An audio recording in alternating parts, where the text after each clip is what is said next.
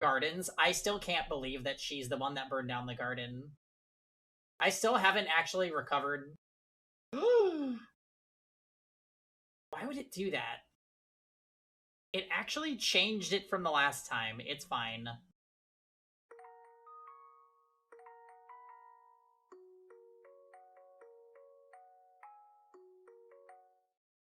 Um, it's just an AI takeover. Yeah, we'll be okay.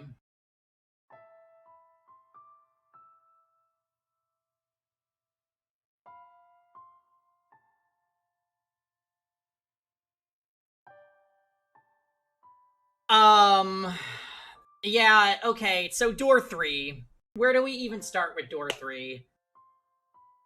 At first, we just thought it was an abusive guy towards the super pretty white-haired girl in this generation.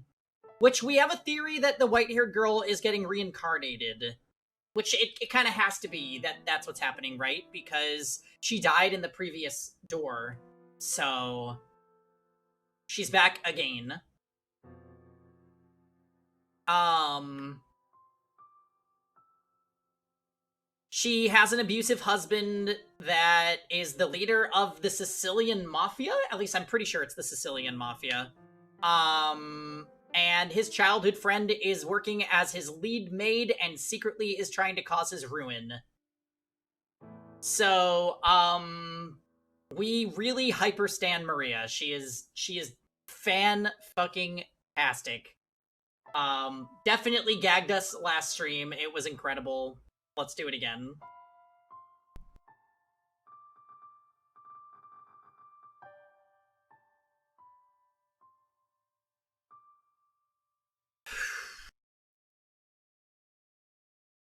Okay, so it looks like we are flashing back to the main character with the maid before we continue the plot within door 3. Um, Master, Master, are you shocked, or do you instead lament this development? I was, I was deeply sorrowful, though to a lesser degree about Maria's true intentions, and more my shameful inability to recognize her machinations. By the way, guys, who do we think the MC is? Right? The game has still not revealed numerous details. The name of the maid, the name of the main character, the name of the white-haired girl. All these things definitely kept separate. I think it's a white-haired individual. I think it's Giselle. That's my current go-to. I think it's Giselle, and whoever that white-haired person is from the Giselle flashback is still in the mansion somewhere, or can phase in and out of the mansion, or some shit like that. At the time, I too believed that Maria was the white-haired girl's one and only ally. I actually haven't given it much thought, but I agree with storytime. So, when you say a white-haired individual, are you referring to that? I think it was a man with the long white hair. I don't know. I don't remember his name, but he was in the Giselle flashback. Mitchell, right? Or it could be a different white-haired person, perhaps. I definitely don't think that we're white-haired girl, though.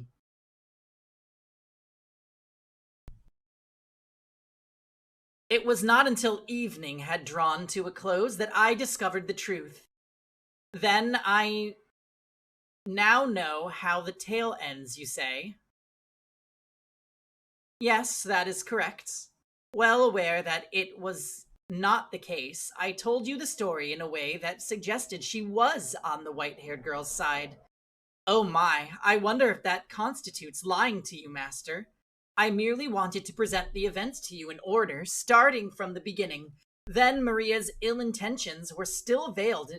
When Maria's ill intentions were still veiled in shadow.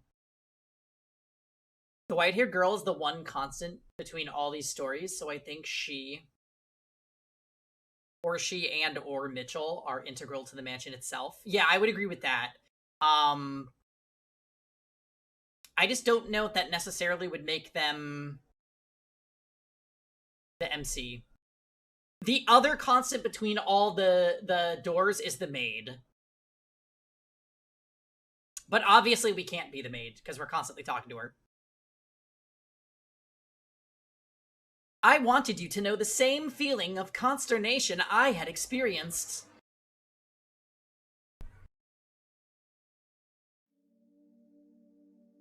Oh, Lord.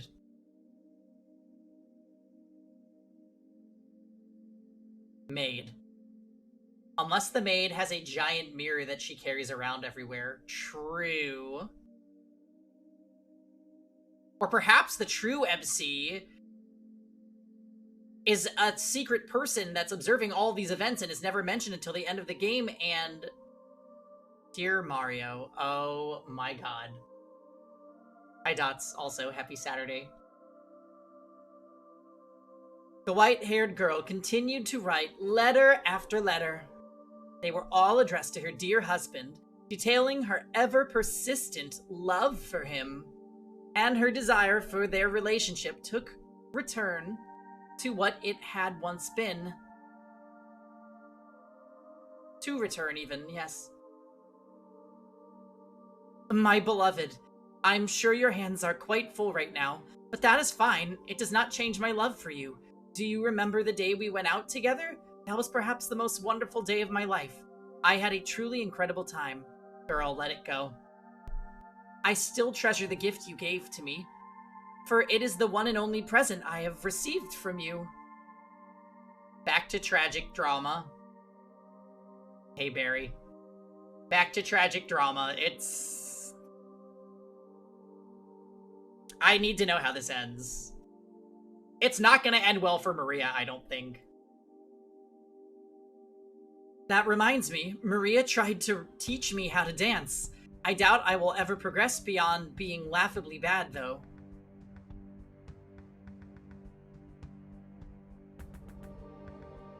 That one time the guy was a little bit less shitty to me, I treasure it every day. I know, Barry, that's what I'm saying. I'm like, just let it go. Like, this is so toxic. Toxic relationship.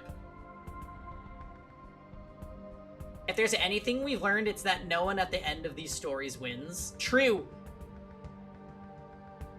Nelly won? I don't know. Her brother ran away from her.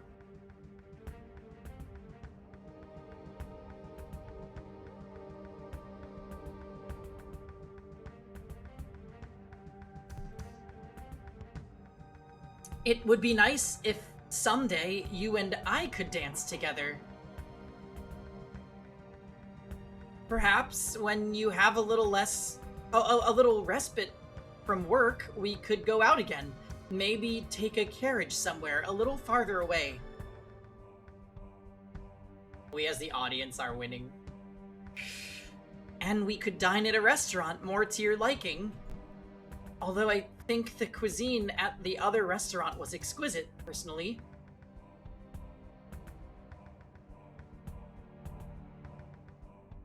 Do I perhaps have an unrefined palate? Maria altered the letters before delivering them, however.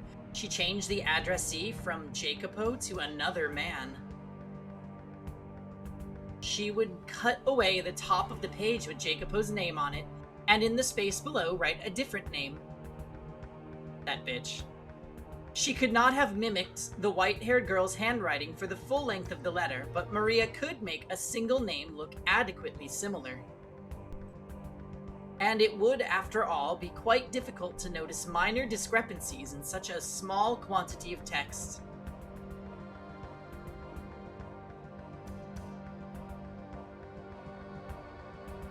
Again, another letter? Why does she keep writing these? To Jacopo's eyes, the modified letters looked like professions of love to another man. The more she inscribed of her feelings for Jacopo, the greater the turmoil grew within his heart. Even though her love was directed toward him. I can't believe what I'm reading! A restaurant more to your liking? I knew it. You have been going out with other men, all the while pretending to be chaste in my presence. I still treasure the gift you gave to me, God's sake. You have to be fucking kidding. Ah. But I've ensured she can't leave that room. She'll never see this man again. In time, she'll go. And so will he. Ah. Listen to me, resigning myself to the hope that everything will fix itself. How did I end up like this? Such a pitiful man I've become. On the surface, Maria acted quite heartbroken at the sight of their suffering. But when she returned to her room, the walls echoed with her cackles. She derived a great deal of entertainment from their squirming. The more they writhed in anguish, the deeper her satisfaction grew. She kind of sounds like Rosen, actually, a little bit. And both the white-haired girl and Jacopo continued to place their confidence in Maria, the one responsible for everything.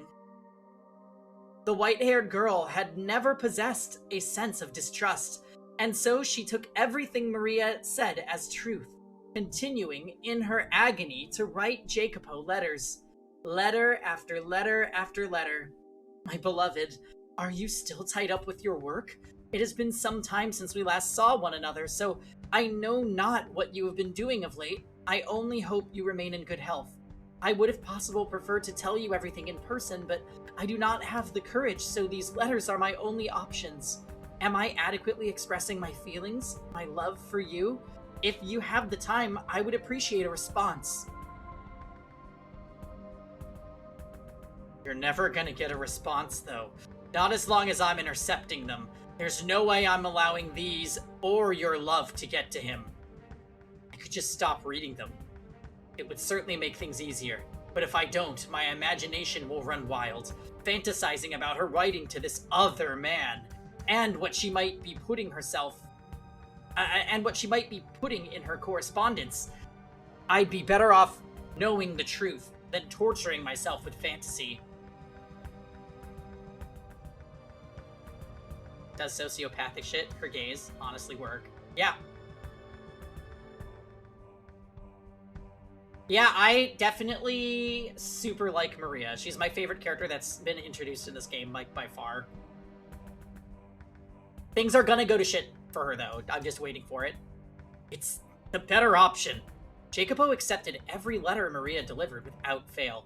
He would merely nod as he accepted it, his face contorted in discomfort, and then pore over the text when he was alone. I assume he did not want her to see his heart sinking into darkness. And, he had put his trust in his wife rather than Maria. He would have almost certainly been able to realize the letters were directed at him, despite the altered recipient name. Everything she wrote about concerned him, after all. How could someone who had lived as isolated a life as her have so many identical experiences with two distinct men? Why could he not find it in himself to trust her? Perhaps doubting her was simply easier. If you were in his position, would you trust her? Would you maintain faith in her, the woman who had waited for so long? Would you believe the feelings she professed for you were genuine? She continued writing letters, day after day, week after week, without hiatus. She had, by and large, run out of things to say. But that did not put an end to her letter writing. She simply repeated what she had written before. Yeah, if she had a morphogenetic link, they could just communicate like that. The weird thing about this is he was so awful to her that it's, like, weird that he still is like, but I love her! It's like, well, you never ever treated her like that. Ever. So... I deserve it. Not that this is a real situation, but, like, if it was real. Nevertheless, they did not see one another in person. The white-haired girl, forbidden from leaving her shed, could only wait for her husband to pay her a visit. But wasn't that because of Maria? I don't know. I think he is naturally a dick. But Maria could have been manipulating other things, like the burning of the garden.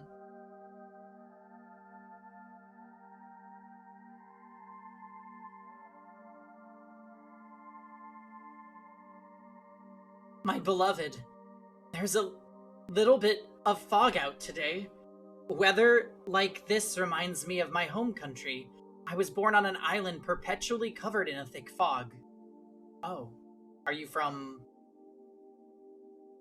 England?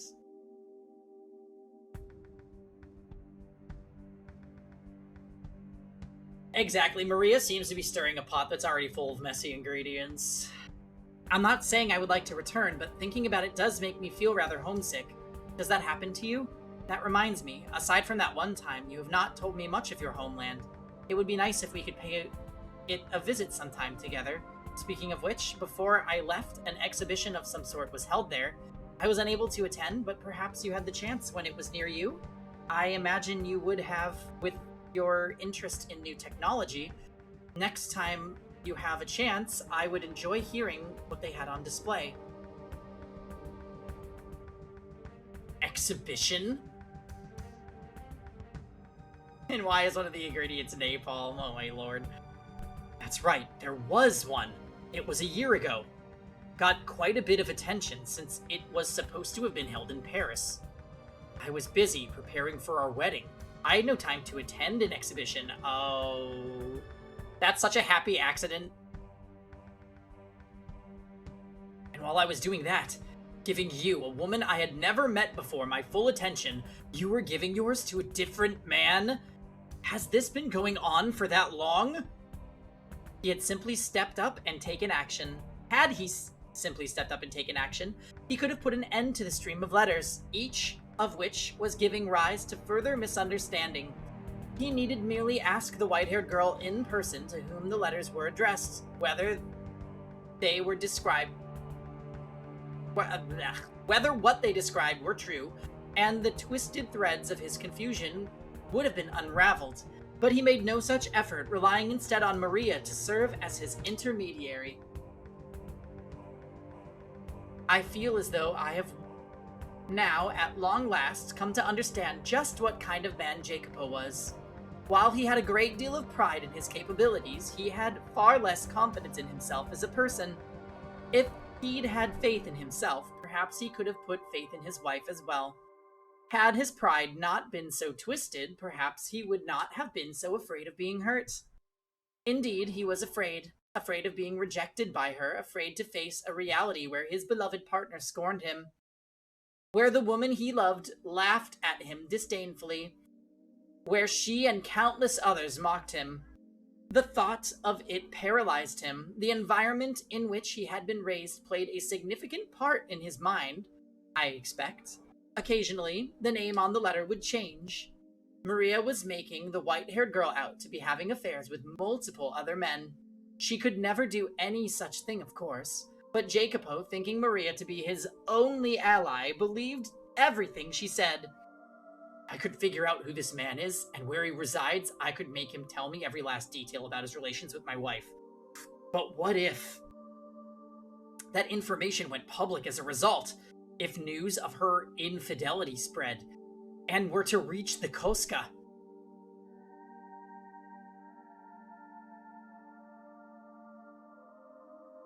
The fate of the Berzatis is in your hands, son. There's a limit to what we can accomplish on this tiny island. If we don't turn our attention outwards, we will wither away and die. And not just this family, the whole land will find itself famished and emaciated, defenseless against invasion as we waste away. I won't stand by and watch my homeland crumble. Sure, our methods may be crude and not always worthy of praise, but they produce undeniable results. The unfortunate thing is, the previous Capofamilia was an incredibly reticent man. It took all he had to merely preserve his small chunk of the world. But I'm not like that, and neither are you. The most I can do is lay the foundation to make it easier for you to work, which means everything rests on your shoulders. Both the future of the Berzati family and the future of this country. It all falls on you. The marriage is happening too quickly. It would be madness not to hurry, given the circumstances. You should be well aware of that. We need the Berzati name climbing the social ladder in short order, or we're going to have everything ripped out from under us. If the woman isn't to your liking, you can find another one that is. She's only going to be your wife in name. But listen to me, son. You must not allow her to fool around. What are the most vital things to have in our society? Money, power, yes, those are important. But what matters most is respect. No one's going to follow a capo familia they can't respect. They'll try to undermine your authority. Once someone deems you weaker than them, courtesy goes out the window, and that's a judgment that's near impossible to overturn. Betrayal spreads like a fire through a forest, and once that flame's lit, the both of us come crashing down. You must not let anyone look down on you. You must not let anyone think you're the kind of man a woman can walk all over. If, by any chance, your fiancé is ever unfaithful to you, kill her before anyone finds out. Your place is above others. Climb to the top. Never be content with someone above you, and never forget the weight you carry on your shoulders. This is your responsibility. The fate of the Berzatis is in your hands. Kill anyone who stands in your way. The fate of the rest of the land rests on your shoulders. Respect, respect, respect. Poverty, power. Oh god. Okay, alright. He's gonna fucking break down. I must keep intercepting her letters. I must keep her locked up. I still have work to do. I cannot allow anyone to learn about how she's disgraced me. Kill her. That's how my old man says to handle it. That's the last resort. It's not yet. God damn it. It's downright wrong for me to even be having these feelings for someone. Fuck!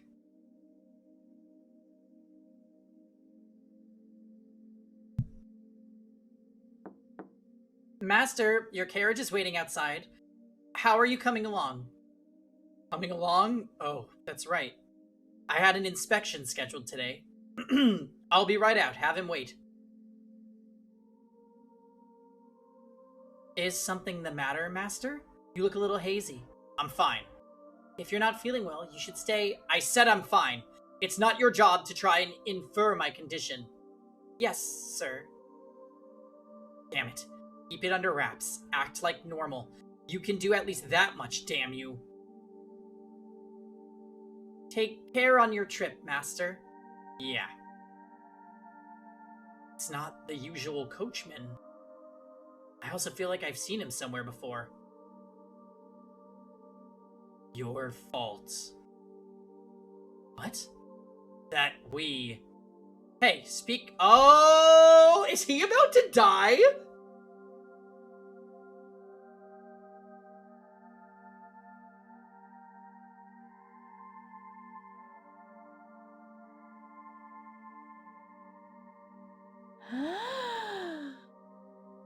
Um...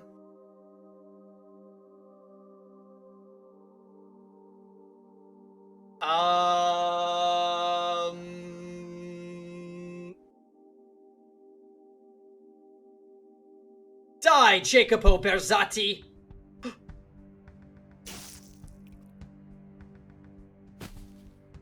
Master? There's a knife in your stomach! Oh god, someone, anyone! Silence! Don't make a scene! Call a doctor! Yes, sir! Now I remember where I've seen him before. That's right, I put his factory out of business. I needed it out of the picture to expand my own business. I guess he held a grudge about that. Should have been more careful. Blood flows with surprising abundance from a stab wound. It's not stopping either. Son of a bitch. The world is going white. Come on now.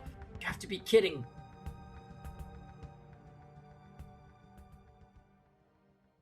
Well, that was sudden. I know very well what kind of man you are. You wouldn't hesitate to lead a blind man off a cliff if it furthered your own goals. You make money off their lives, others' lives even. You stand upon a mountain of corpses, cackling at everyone below you. For a man like you, love comes as naturally as flying. Guess what? You don't have any emotions. And you never have. You've always been this way.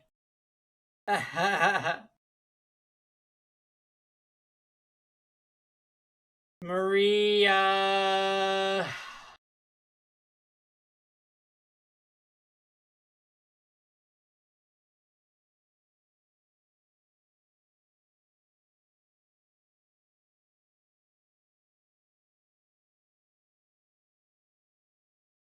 My childhood was day after day of mockery. You're just a bunch of nobodies trying to pretend your name means anything, they would say, sneering and glaring. Maria treated me as an equal, but she was the only one.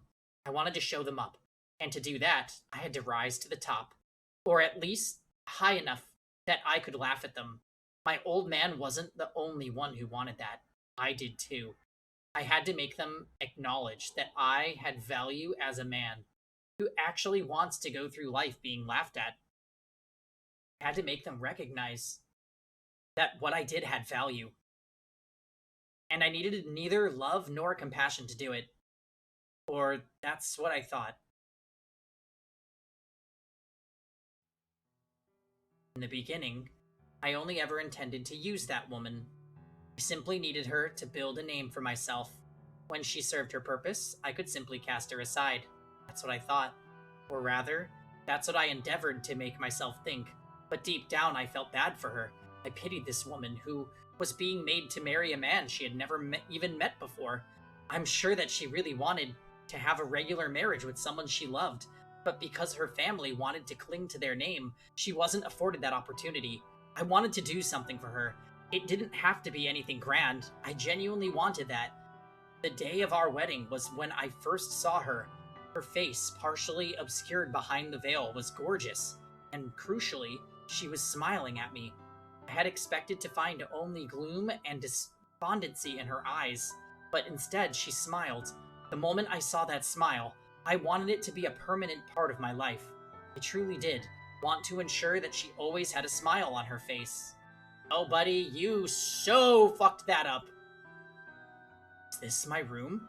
I'm alive? Damn it, I feel nauseous. What time is it? The world's a blur. It's so hot. Mustn't get up. The doctor said bacteria entered your body through the wound. Because of that, you have a very high fever. What are you doing here? I was told you had been badly wounded, and thankfully it was not fatal. How did you make it out of... Pardon? Oh, I see. Maria opened it.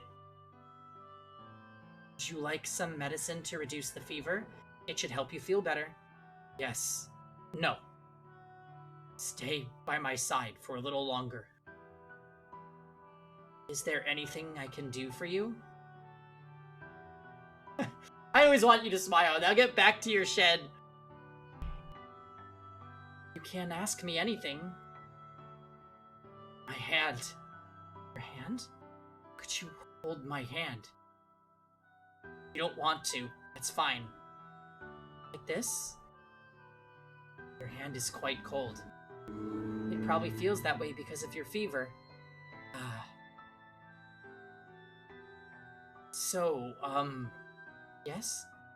I've done some regrettable things to you. Please forgive me. To tell you the truth, from the first moment I saw you, I felt like you were what I had been searching for my whole life. Laugh if you'd like. I felt like I had finally found you, but I couldn't act around you the way I honestly felt. You should get some sleep. Could you keep holding my hand until I fall asleep? If you don't want to, that's fine. My hand is in yours. Thank you. Maria, why are you letting them have this moment? Oh, because it's her!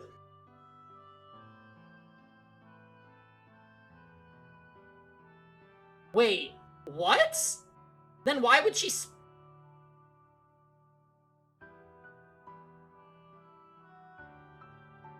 That's why he was the one dishing.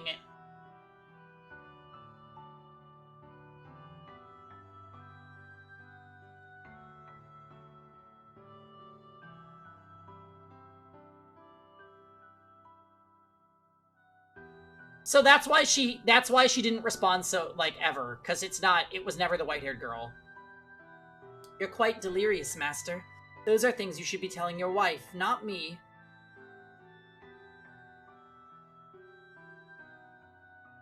I was just thinking there's no way Maria would let her take care of him. It was all a dream. Of course it was. It wouldn't be that easy. And she would never have come to my room. She's involved with other men.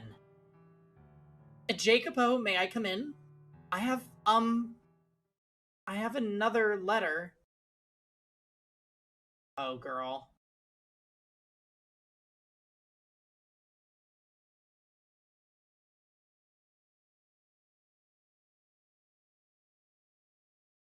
Uh, is this gonna be the straw that breaks the camel's back? I just have a feeling.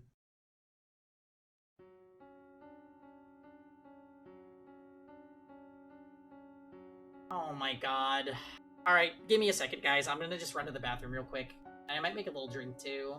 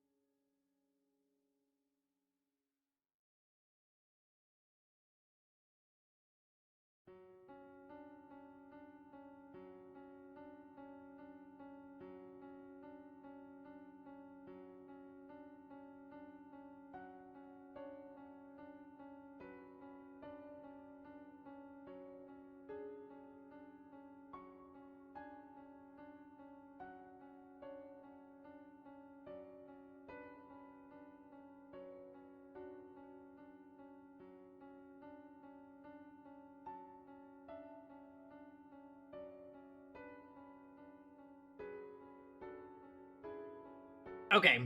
Hi, guys. We are back.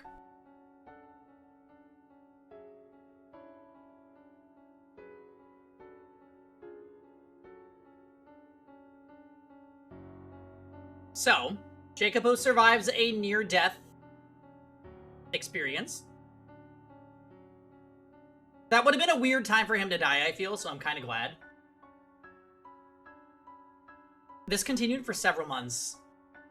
Though outside the sun shone with the gentle warmth of spring, the cold, bitter winds of winter still relentlessly blew between Jacopo and his wife.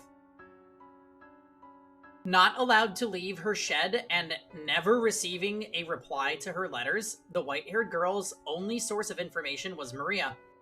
Week after week, her circumstances remained the same, but something else was beginning to show signs of change.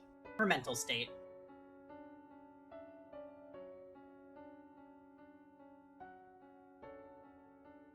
It's pointless, madam. You're only wasting your time at this point. I saw him throw your letter into the fireplace. He's not going to read anything you write, no matter how much of your soul you pour into it. Turn to flames! He cares more about money and work than love. That's the kind of man he is. Just give up and file for divorce already. No.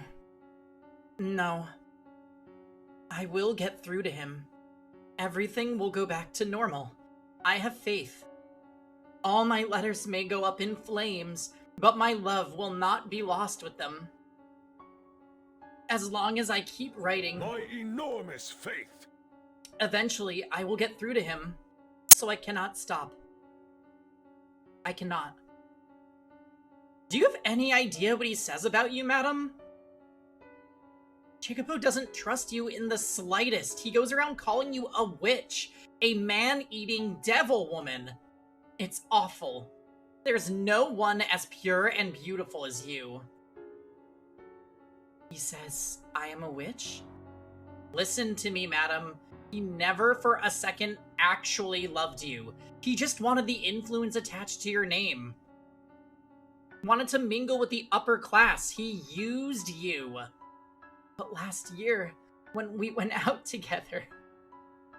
Yes, please finish the sentence, white-haired girl. Say it. He was slightly less shitty than he is now. Slightly. On that one day.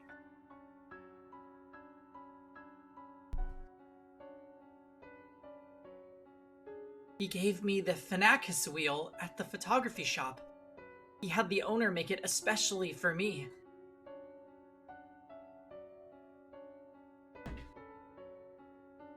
He was just trying to win your favor.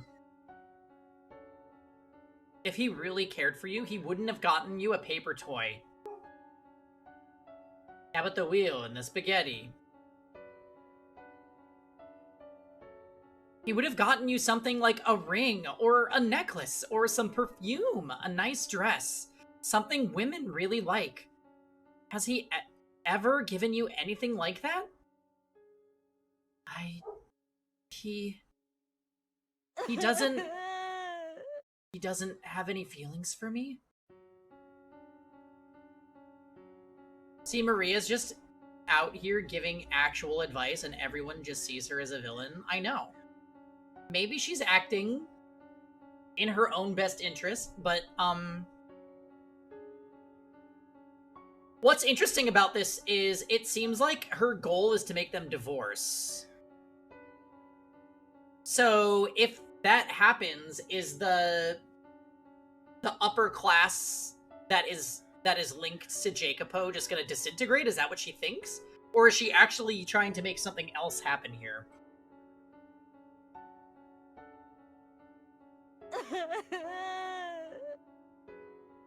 The means do not justify the ends. Well... I'm sorry. I just couldn't stand to see you going through this, but I don't know when to shut my fat trap. I went too far. The last thing I need to be doing is hurting you worse. You know, for everything I've said, your unwavering dedication is really impressive, madam. I know I've suggested you get a divorce, but to be honest, part of me kinda doesn't actually want you to split up.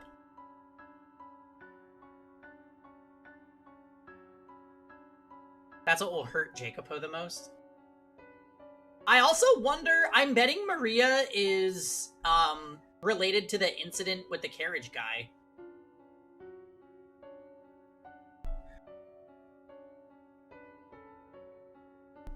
She is super gaslighting her right now, though. Despite knowing you staying with him is causing you pain. You've made it this far. I'd like to see you make it all the way. Maybe he actually will start paying attention.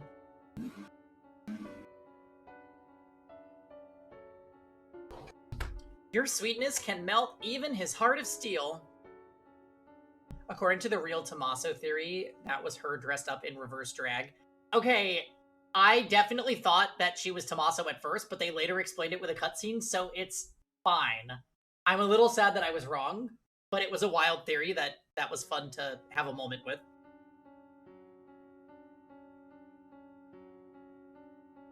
Yes, you're right. I will keep waiting. Your tinfoil hat definitely was wearing a tinfoil hat. I mean, can you see where I was coming from, though? Like, when I said it, I bet all y'all in chat were like, oh, Pengi-chan senpai, Sama, you're so smart. Because I picked up on it. Okay? I did.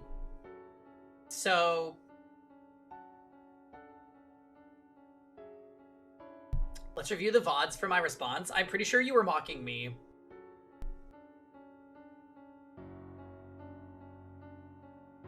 Keep writing, and I will not divorce him. Me? Yeah, you. But I wasn't really far from the mark. It wasn't Maria herself, but it was someone acting directly under Maria's influence.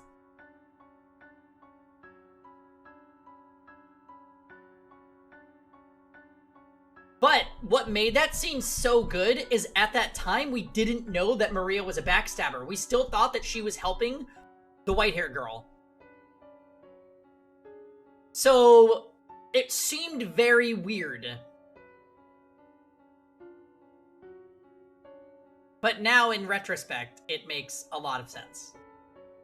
Because Maria wants this fucking entire world in this mansion to burn. And she is definitely doing a good job at making it happen. I will not divorce him. Yeah, alright. So please, keep delivering my letters to him. You are my only remaining connection to the outside world. Oh yes, and one more thing. If it is not too much trouble, could you tell me how he has been and what he has been doing lately? I do not have much else to write about. If I could at least relieve him of some of his work-related stress. I am his wife, after all. I should be able to do that much for him. I am his wife. Her dedication to him was, perhaps, closer to an obsession. But she did not seem to be conscientious of the fact that her obsession was killing her. She was visibly losing weight, and her spirit was breaking down. It is said that emotions fade with time, but the opposite can also be true. The act of waiting, or of fervently believing for so many months despite the object of one's affection not returning them, can tear apart a person's heart, crush their soul, shatter their spirit, no matter how radiant, how thick-skinned they may be. With enough time, it will wear anyone down. No one is immune. It's pointless, Jacopo. Wait all you want, you won't get her back. If she's going to be writing letters, she could at least write one for you.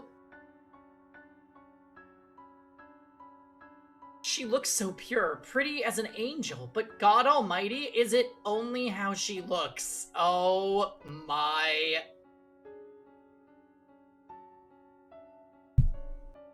Maria.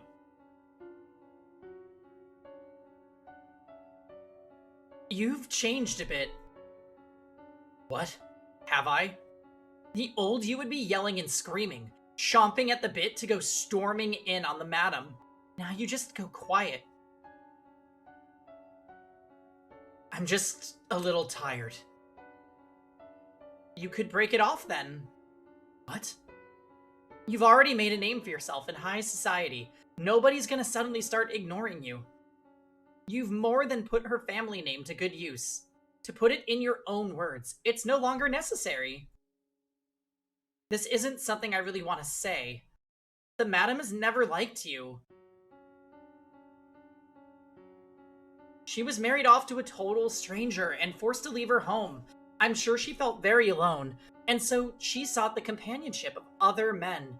Anyone who wasn't you probably seemed quite attractive to her. So, without getting violent or threatening to kill her or anything, just end it already. Quietly, and without fuss. It'll be easier for you that way. I cannot. Because you still love her? That's wonderful, Jacopo. After everything, you still love her. That's just blind, slavish devotion at this point. Slavish, even. Perhaps it is a foolish, unhealthy obsession, but I still do not wish to sever ties with her. I cannot get the image of her smile out of my head. The look of utter elation on her face as she looked through the phenakistoscope. Those captivating eyes beneath the veil at our wedding. I will never, for as long as I live, forget those sights. Color me impressed. You're a sentimental one. Well, I guess you always have been kind of mushy, haven't you? True to your heart, despite how you may look. That's not a bad thing, though, in my book.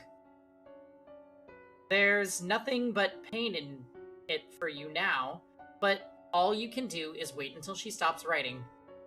And don't worry, if you need to let off some steam, I'm all ears. I'll be here for you until she breaks it off with the other men. No, that will not be necessary. What? Okay, but when's the last time you've taken her out on a date, Mr. I love her? That's what I'm saying! There is a weird contrast in what his deep down feelings are and the way he's always treated her. Like, remember the first scene with them? She literally brought him tea and he was like, bitch, out. Like, come on. I love seeing her happy, but I treat her like shit and she cries all the time.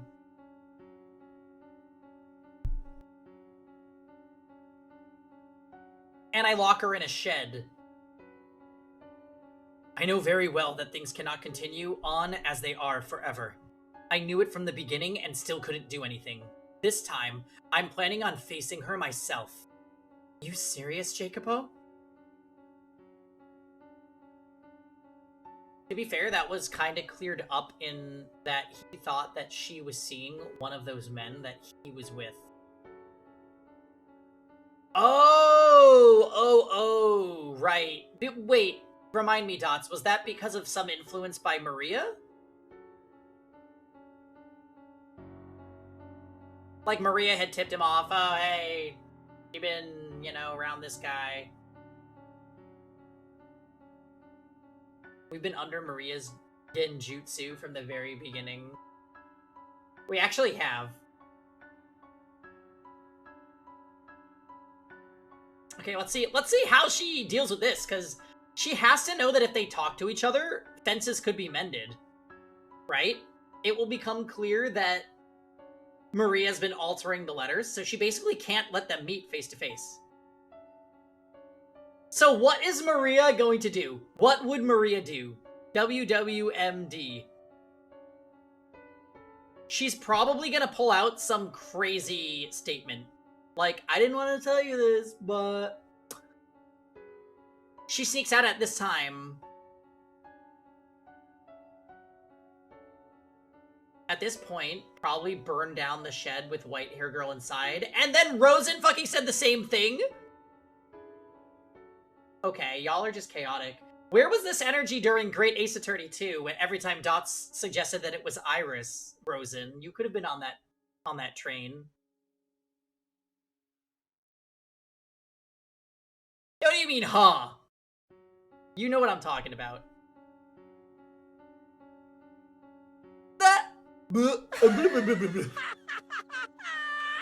Yes, I've relied on you for far too long. I was afraid of what I might do to her. I didn't want anyone to find out that my wife was being unfaithful, and I thought the best way to ensure that was by locking her up away from everyone else. But the situation is not going to improve unless I do something. If I allow things to continue as they are, sooner or later, word of her infidelity will leak. So before that happens, I must face her myself. I must do something. It's probably best if you didn't. I'll tell her anything you want. Make sure things start improving. I appreciate everything you've done, and I apologize for getting you involved in our troubles. Okay, so wait. We are... The climax of this door somehow was not the reveal that Maria is a baddie. We are about to get there. She is gonna do something drastic if they actually meet up.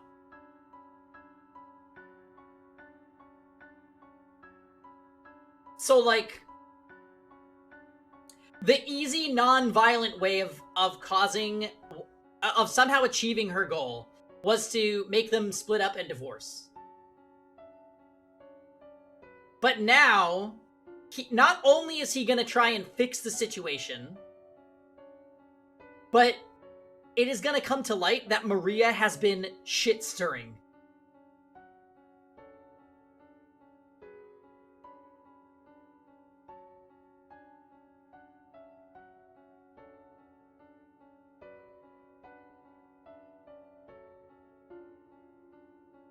She's gonna pull a Nelly and cosplay as white-haired girl.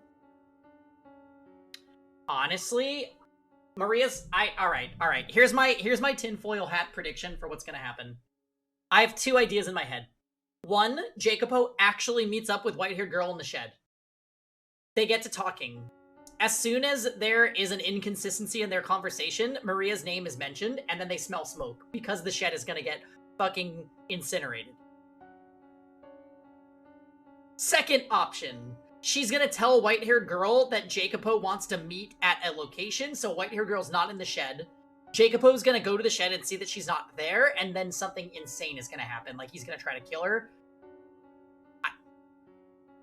Those are my two predictions. Okay?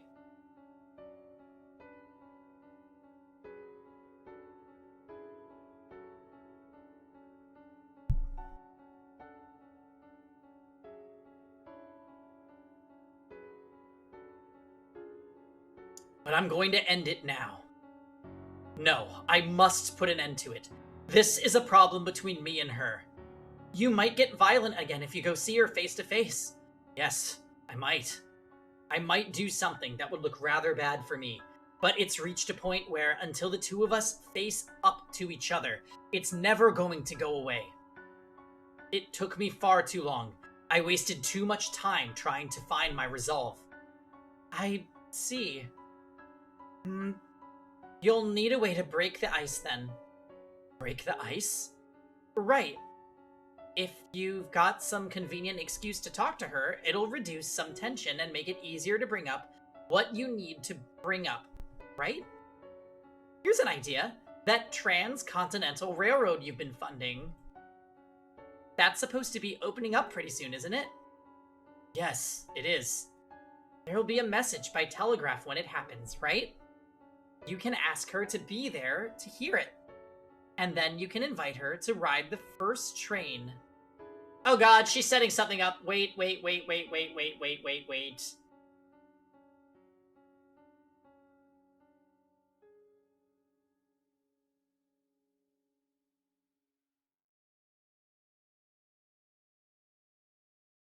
Yeah, Maria putting TNT on the railroad track. She's helping them reunite. Yeah. Sweetie, love, darling. Totally, I'm sure that's what's happening. Hey, Ifrit, things are getting...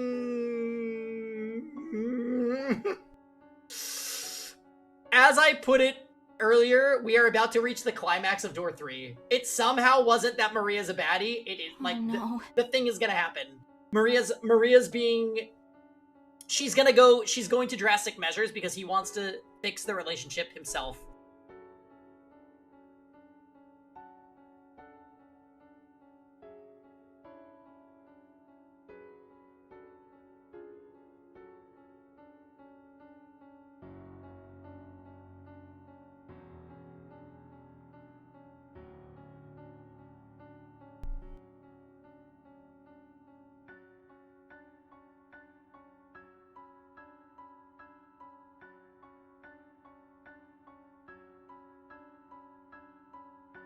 You've put your heart and soul into this project, and it's finally being realized. It's going to be an amazing day for you, and a day like that's ripe for more good things to happen. Oh my god. Hey, Bao. Are you still streaming? How's your stream? It's going to be the accomplishment of a lifetime. Don't look so down in the dumps. You're sending trains across this massive continent, carrying on them the people of this country's dreams. Who says you can't stick a dream of your own in too? You're gonna lay down with the BF? Oh, perfect. Did you, what were you playing today? Because I played some 7 Rebirth, and it was a good time. I'm actually super excited for the part of the story I'm at. So the next session is going to be, like, super amazing.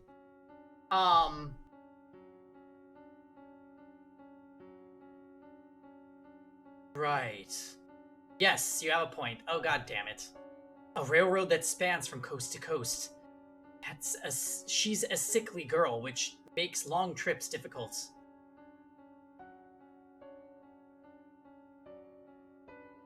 Seven Rebirth, and I was miserable during Katesith box throwing. Wait, box throwing? I don't know if I've done that yet. Are you in Nibble Mansion by chance? Because I stopped right outside Nibble Mansion.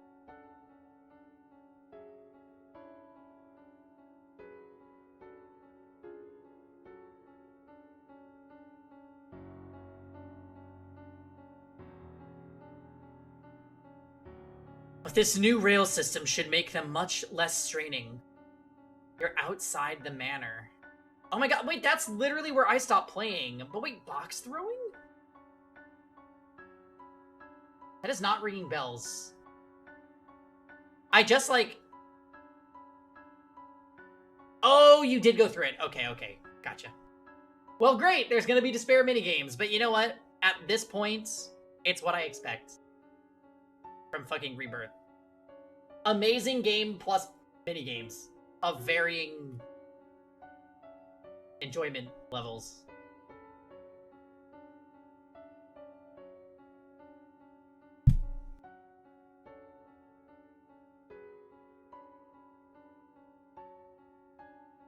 Barry?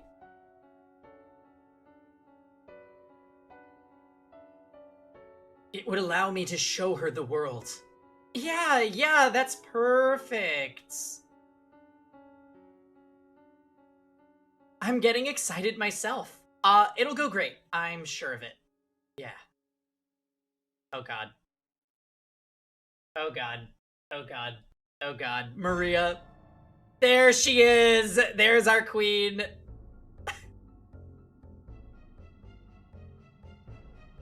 This music.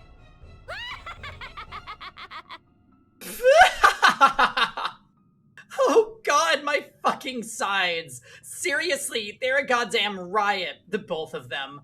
They keep on trusting me and keep on getting hurt. They don't have to be going through any of this. Oh my god, Maria, you're terrible.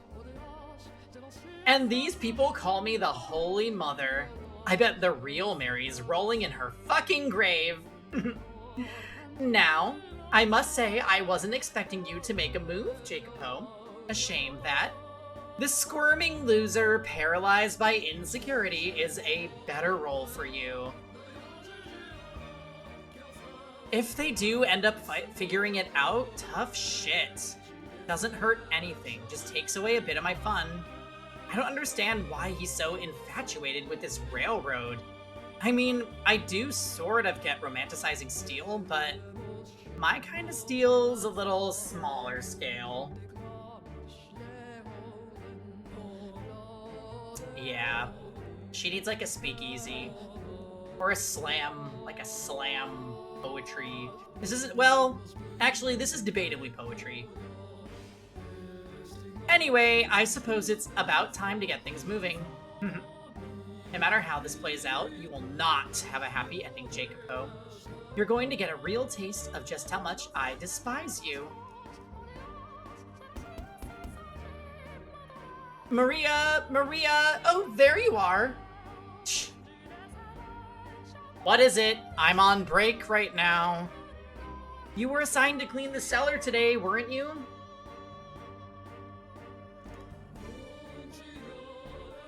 The drop of this song is one of the most iconic moments in the game up till now. Yeah, it's good. I miss her regular theme though, but at the same time I don't because it was making my VODs get muted for copyright. So...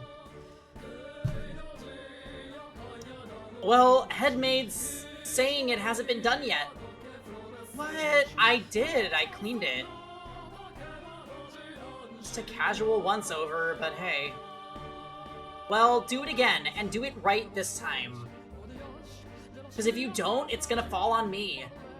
And that's supposed to make me give a damn? I mean it! You take care of it! I looked through every FM VOD I could find, and none of the others got copyright mutes or anything. I'm really not sure what happened. Yeah, so Dots, I was curious about it too. So during my stream intros for 2 streams last week, I played the song, and in both VODs it got muted.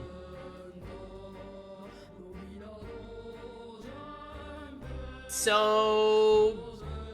maybe, like, the Fata Morgana devs are just, like, hate criming me or something? I don't know.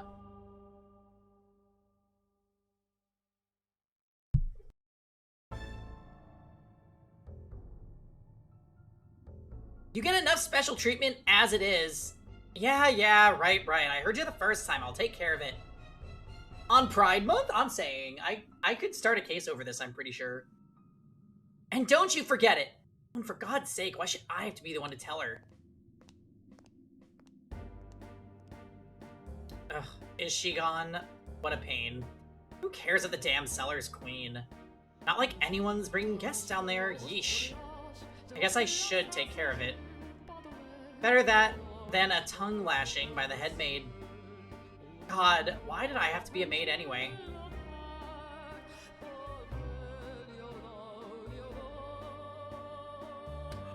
Not them using this version of her sprite down here. What a dank place. Ugh, it's so dark and humid down here. Makes me feel gross. Someone there? Hello? Hello? Is anyone there? Came from farther in. Whoa, it's seriously dusty back here. Who was supposed to clean this last week? Well, clean the whole thing next time, damn it. Just makes my job harder. Disgusting. Ugh. Damn cobwebs. Oh God. Oh dear God. I do not want to clean this.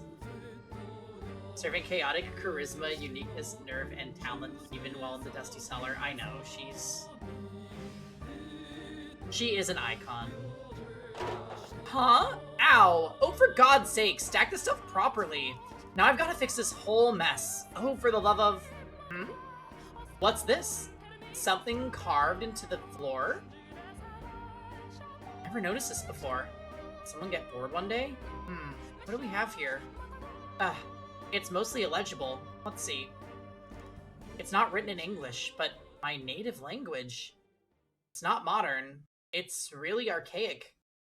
Why on earth would an old form of my country's language be carved into the floor of a mansion built here in the New World? Most of it's illegible, and I can make out one section. Our lives. Our lives shall be forfeit to the witch's curse.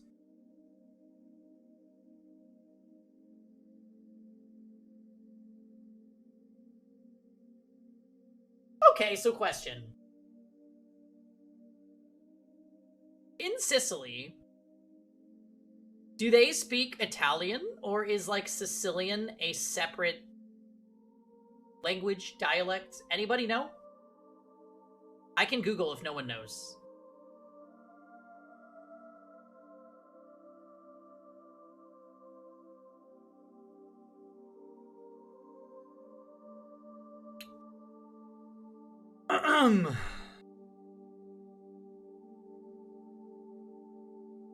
I actually kind of don't want to Google because it will pop up on my... I guess I can.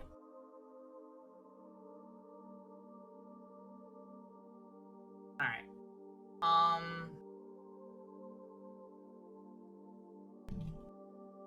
What is the spoken language in Sicily? Italian. Okay. So there's Italian writing on the floor of a mansion in Spain or Portugal.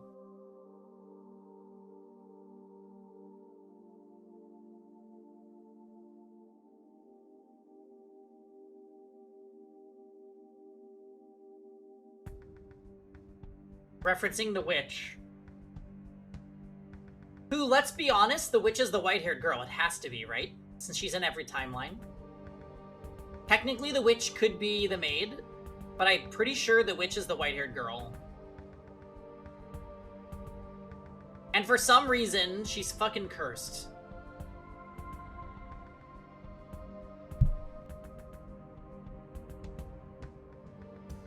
Nevertheless, we must lay bare those with sin upon their souls, for the redemption of those whom are pure. Should ye mean not to dispel your curse, we implore you, O witch, to mark with it only their bloodlines.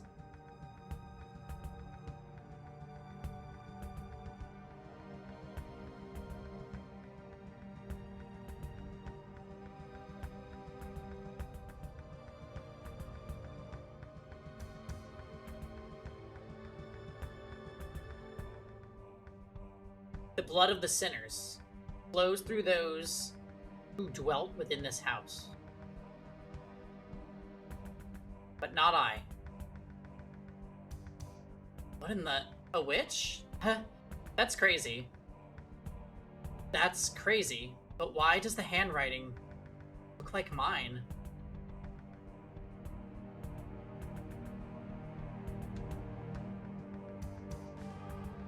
Hey, pause. Happy Saturday. How are you? Okay. This is an unexpected twist.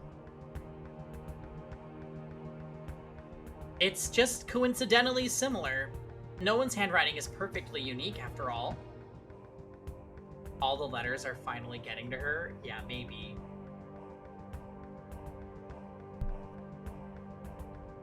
Why am I so sweaty? It's not that hot down here. Nope, forget it. Didn't see a thing. Not a chance it's real, just a tasteless prank. This is silly. There's something in this box. Is that a painting? Has that always been here? Huh? White hair. Fair skin. Is this the madam? Then, why is the face all torn up? Did she find Nellie's painting? And her clothes look really old-fashioned. The painting seems worn and faded too. Something about it feels off.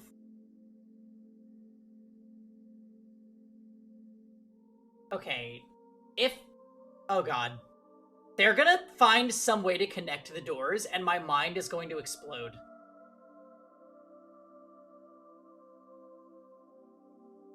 And if that happens, I will endlessly praise the writing of this game, because it's just really good. No ifs, ands, or buts. The writing is just so good.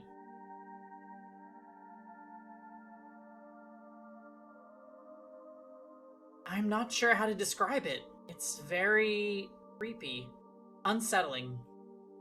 The writing on the floor in this painting. What is with this house? It's just a painting. Nothing to get weirded out over.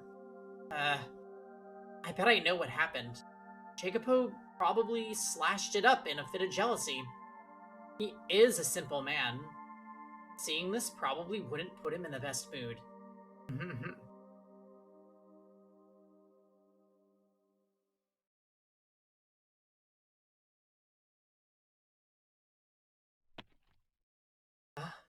What was that? Is someone there? Door is open. But he's there. What's this? Painting?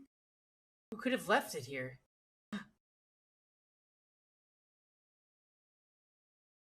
Is that Me? Why? But my face, it's been cut. No. Why would someone have this painted just to do this?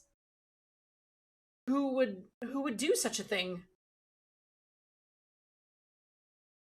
You're like a witch, my dear, like a demon. Your very presence brings misfortune upon others. You're cursed. No, I am not. I am not. Was it you, Jacopo? Did you have this painted so you could destroy it? Do you really despise me to that extent? Why? Why do you... What? What did I ever do to make you hate me so? Why? Why? All I am doing is waiting for you. You worthless tramp. Are those ears only for show? This house has no need of a garden. I always thought you had at least some sense of taste.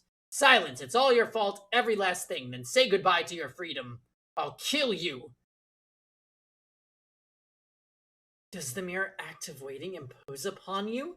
Does my mere presence pervert you? Would it be better if I were gone? Would it be better if I left this mansion? If I left you? I don't think I can wait much longer. There's no end in sight. I can't take it any. There is no end. You should go full Nelly, murder Jacopo, and elope with Maria, the happiest ending. Well, that would be iconic. No, I will set a deadline for when I give up waiting. When the project you pour your heart and soul into is complete. Then when the railroad opens, I will be finished waiting. Then it's over.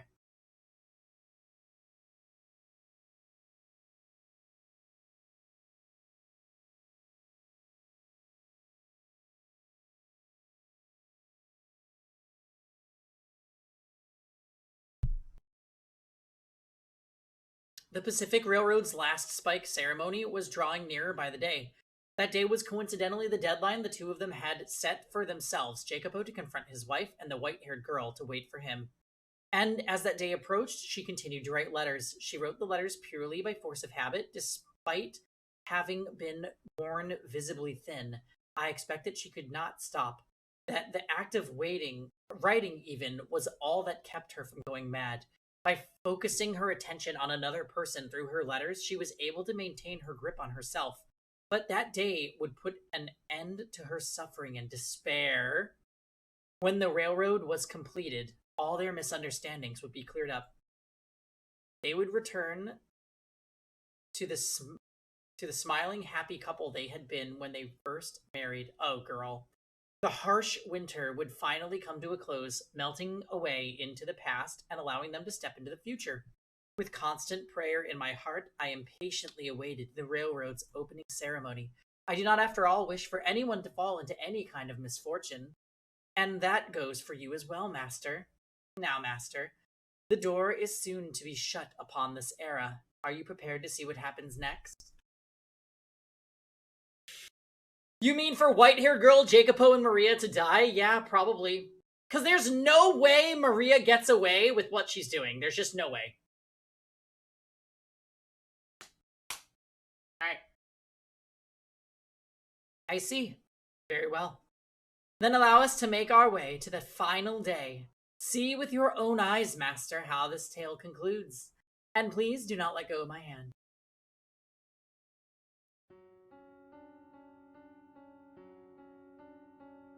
Hey, Fabbles, you are here right in time for the conclusion. Okay, so basically, what's the last thing you saw, story time? Just so I'm not over recapping. We're about to get to the biggest moment of the door, though.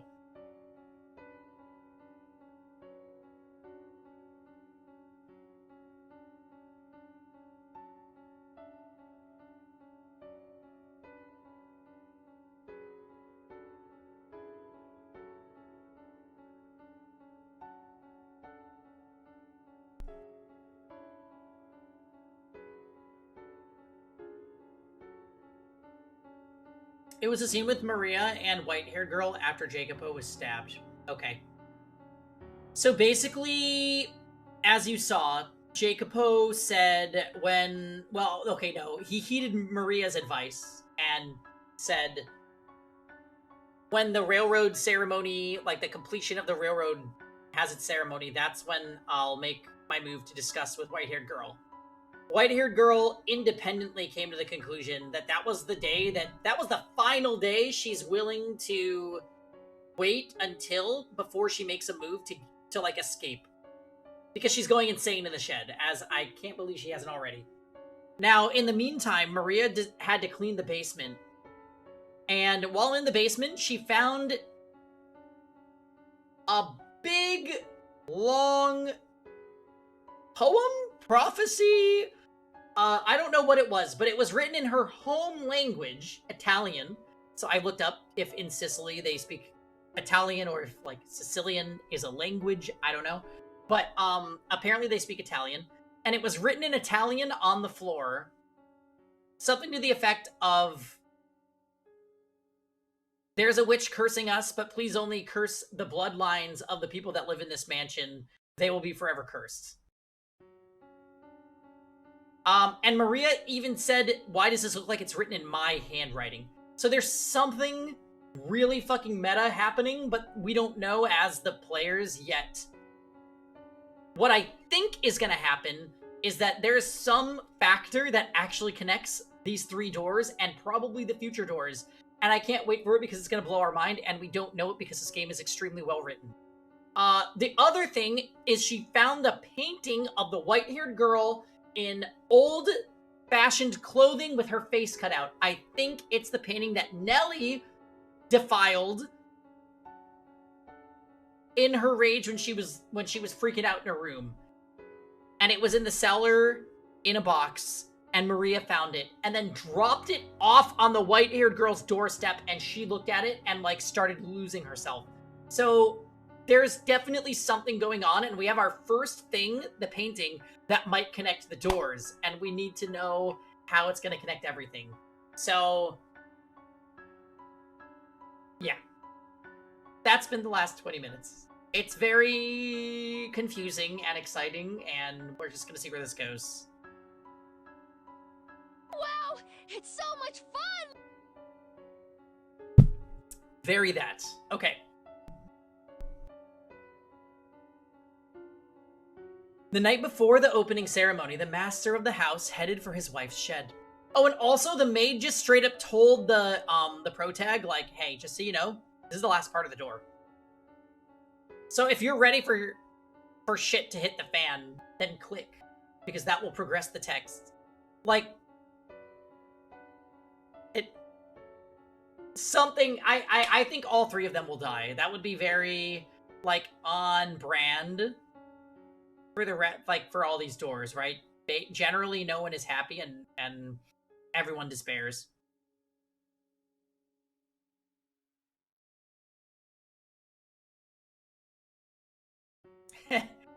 Exactly. Okay, let's go. The night before the opening ceremony, the master of the house headed for his wife's shed. There was a tension on his face, but a surety in his step. He had found the resolve to speak with her.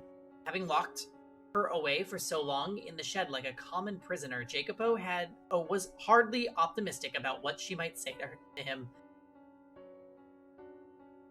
He had undeniably mistreated her, said heartless and cruel things to her, and even gotten physically violent with her.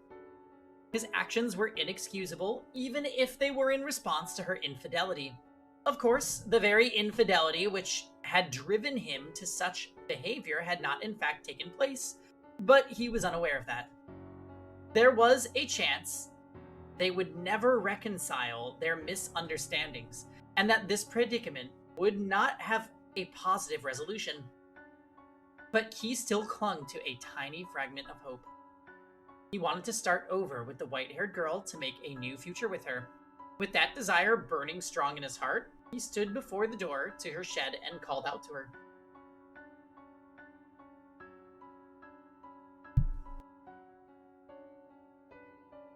Are you awake?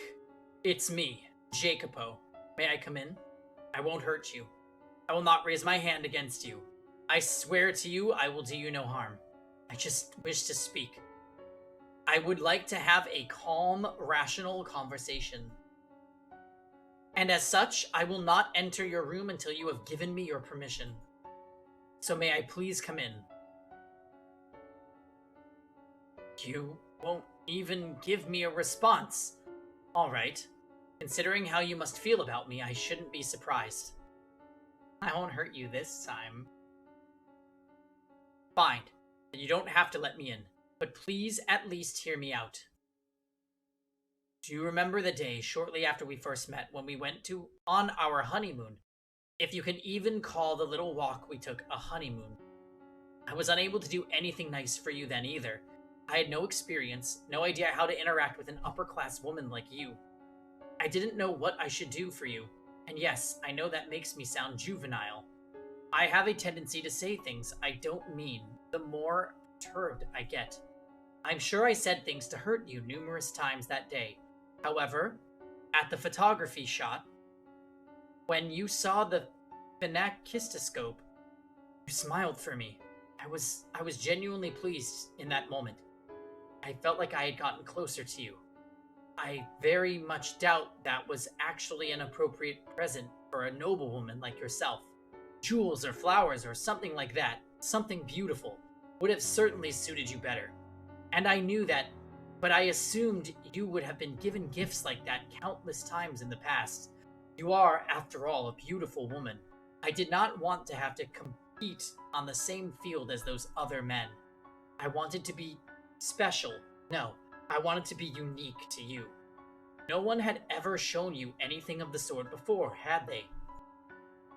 Frankly, I wasn't sure if a woman of your status would take any interest in a phenakistoscope at all. I imagine you've thrown it away by now, but I choose to believe you sincerely liked it on that day. That, if just for a moment, I caught your eye, even if you started seeing other men afterwards, that moment was real, wasn't it? Our marriage was, at its core, nothing but an arrangement between our parents, an exchange of money and influence. That was how it began, but that day I loved you. I yearned to see you smile, as if I had loved you my entire life. Pacific Railroad has finally been completed. That's the project I've been funding.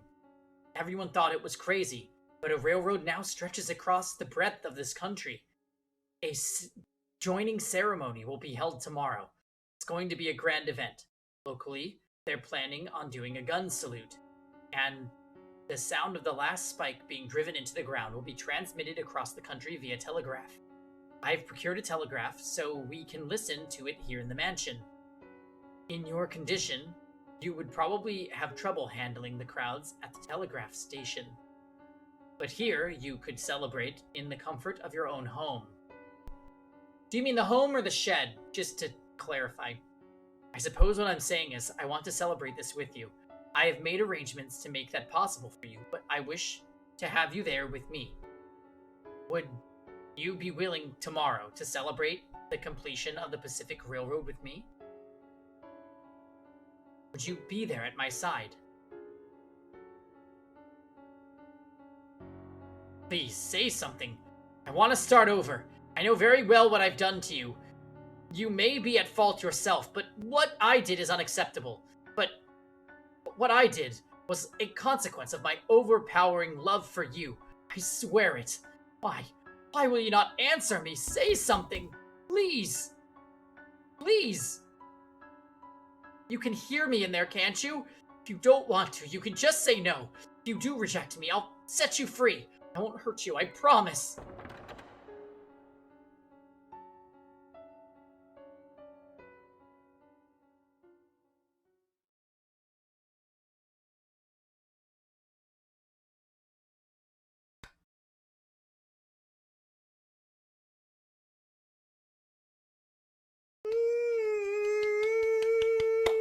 I'm okay. Let's inside the door. I'm scared. The door is not locked. Who opened it? Hello?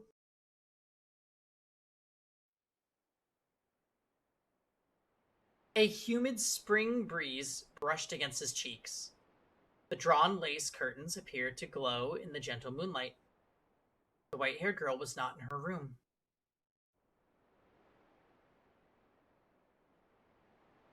Oh, work, Barry.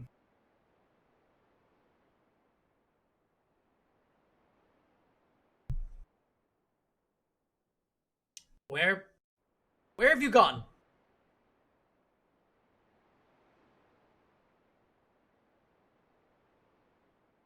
Yeah, if you need advice on if they're a good fit, just LMK.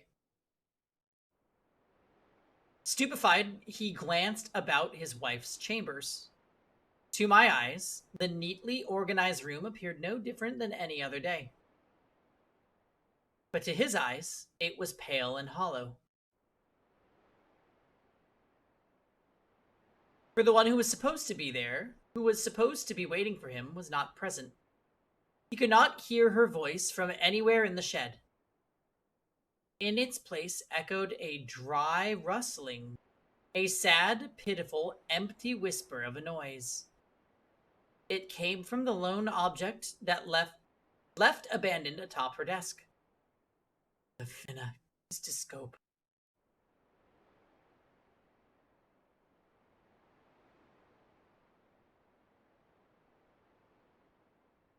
It was the only present Jacopo had ever given the white-haired girl, a toy made of paper. When spun and viewed in a mirror, it created the illusion of a man and a woman dancing. You still had this. It's ridiculous. I assumed you had thrown it out. The white-haired girl had evidently made considerable use of the phenakistoscope. The paper was visibly worn and tattered, warped in places, and had even begun to yellow. It spun slowly in the wind, rustling and rustling and rustling, spinning in an endless reminder of the day the year before. It's only been a year, though there was no longer anyone around to look through it. Why, you were with other men. Why would you keep something I gave you? It's so worn. Why? Letter. Beneath the ever-rotating phenakistoscope lay a single sheet of paper. As if drawn to it, he scanned the contents of the parchment. Yeah, it sounded like they'd been together for longer than a year, to be honest, but yeah, I don't know. It was a letter addressed to Caro mio Jacopo. Caro mio. The salutation, written in his native language, translated as follows: My beloved Jacopo. Did the fruits of your dream turn out as you had hoped? I'm sure it was wonderful and impressively fast. A train that can travel across a continent as large as this is like something out of a story. I wish I could have been there to see it. I'm sure it would have been quite pleasant, like the day you gave me the Phenakis wheel. Am I being presumptuous? I'm sorry, I'm sorry, I'm sorry. Thought I would keep waiting for you forever, no matter how much you hated or ignored me. But I made up my mind, so I'm sorry. I decided I would wait for you until the railroad was completed. I foolishly thought that you might invite me to the opening ceremony, but it seems I am not good enough for you. I'm going to take my leave of your house. You needn't concern yourself with me any longer. However, I do have one request. Please do not forget about all the letters I wrote. Think back on them from time to time. Do not burn them all, for they contain my thoughts, my feelings, my words, a record of my love for you. Remember, when you can, that I was always watching you. I'm sorry, I'm having trouble writing. My ears are ringing. There's a voice whispering to me, calling me a witch. Maybe it's your voice. My vision is blurred. I'm not even sure what is going through my mind. I'm sorry. This was all I was able to write for you. I'm truly sorry. I will leave the Phenakis wheel behind. It was my dearest treasure. Farewell. I loved you.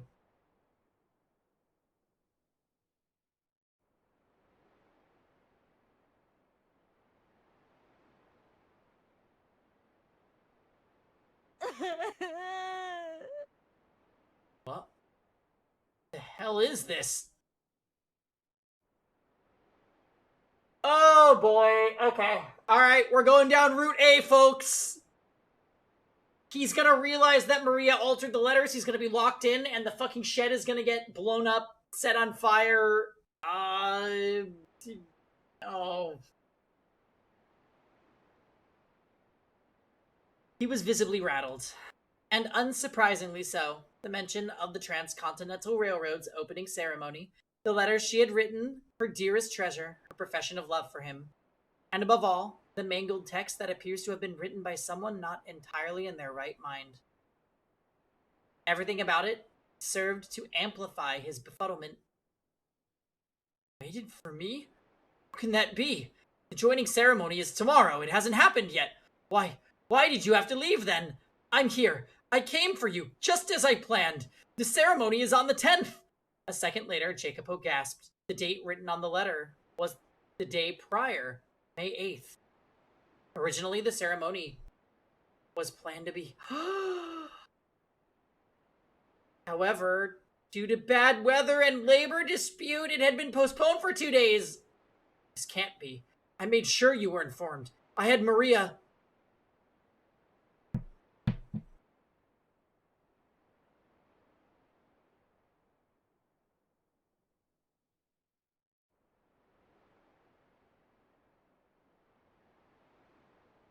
My goodness, how awful! It was Maria's day off. Maria. The madam is having an affair. Maria. No. You couldn't. Scattered fragments of memory began coming together in his mind. Maria was the only one who had informed him of his wife's supposed unfaithfulness, and though the letters had not been addressed to him, thinking back on it, they all had been about him. In one letter, she had mentioned treasuring a gift. Jacopo had assumed it was a gift from another man, but in fact, she had been referring to the phenakistoscope sitting atop her desk, still spinning in the wind. At long last, he had finally made that connection. And at the time, he realized that the only person who could have altered the letters was someone they both trusted, Maria. Never. She never, even once, betrayed me. She was not unfaithful at all. She waited, unwaveringly, for me. And I refused to believe her. It caused her pain, again and again. But his realizations came far too late. The white-haired girl's spirit had broken, and she was no longer at the mansion. He had caught on to Maria's machinations. Had he caught on to Maria's machinations sooner, things would not have turned out as they did. But he was much too late. Maria! Why? Why would you do this? Clenching the letter from his wife, Jacopo stormed out of the shed in search of Maria. Okay, wait. He's not locked in. But she was not in the room assigned to her.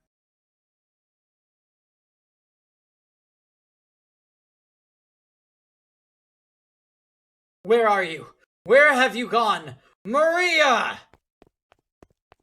Several maids were roused from their slumber by the racket, but no one had the courage to speak up as the master of the house frantically charged through the halls. Eventually, he arrived at his own chamber. He was certain he had closed the door before leaving, but now a sliver of light shone through the gap between it and the frame.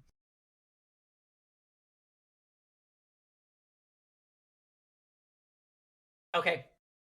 Okay. Okay. Okay.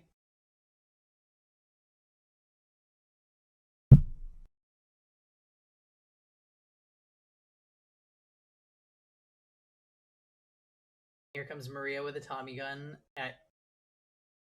I'm not sure what I would think. I'm gonna go and make a drink again real quick. I'm so living for the drama though. Be right back.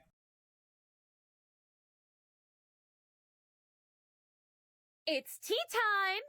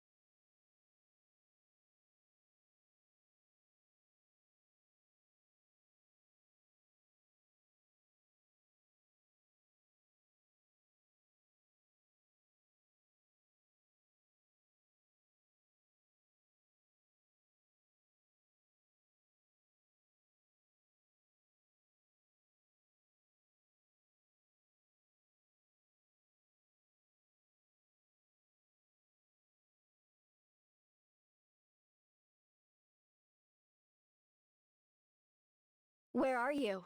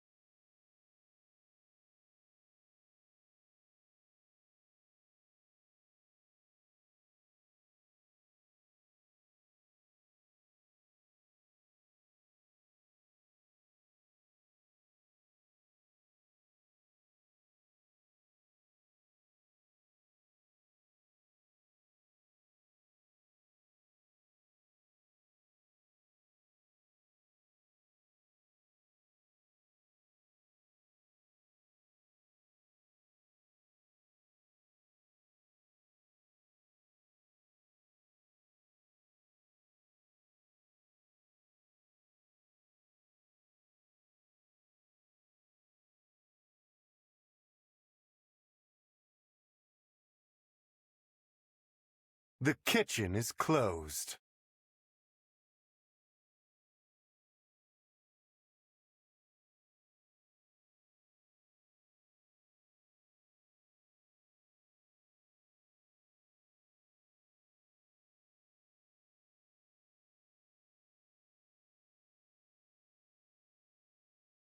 Turn to flames!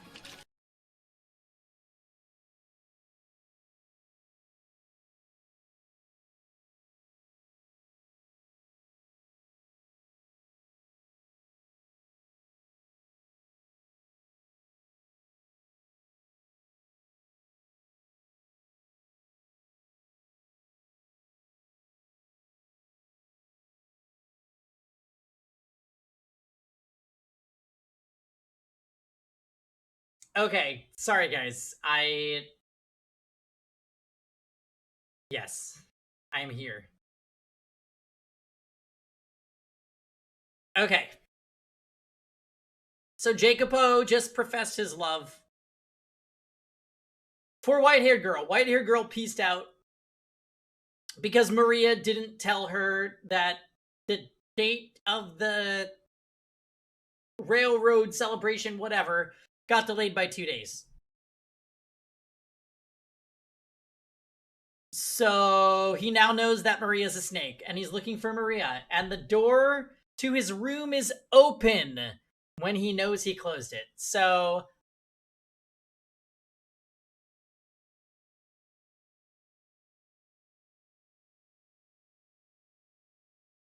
Maria seems like the type that would have access to Purple Rain, doesn't she? By the way, Rosen, did you hear that Octopath 1 is coming to / came to PS5 and now there will be trophies? That excites me tremendously.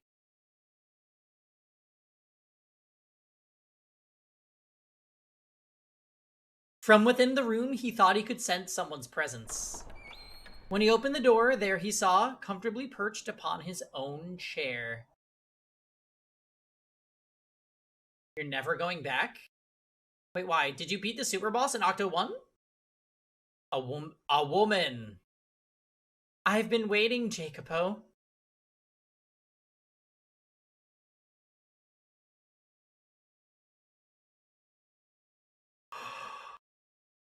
Our queen. Nice room you've got here. Though I guess that's only natural. You were being the man of the house and all. All these fancy furnishings. You do know this stuff's too good for you, right? And then me. I get that barren little maid's room. Drives me up the wall. So, hey, Jacopo.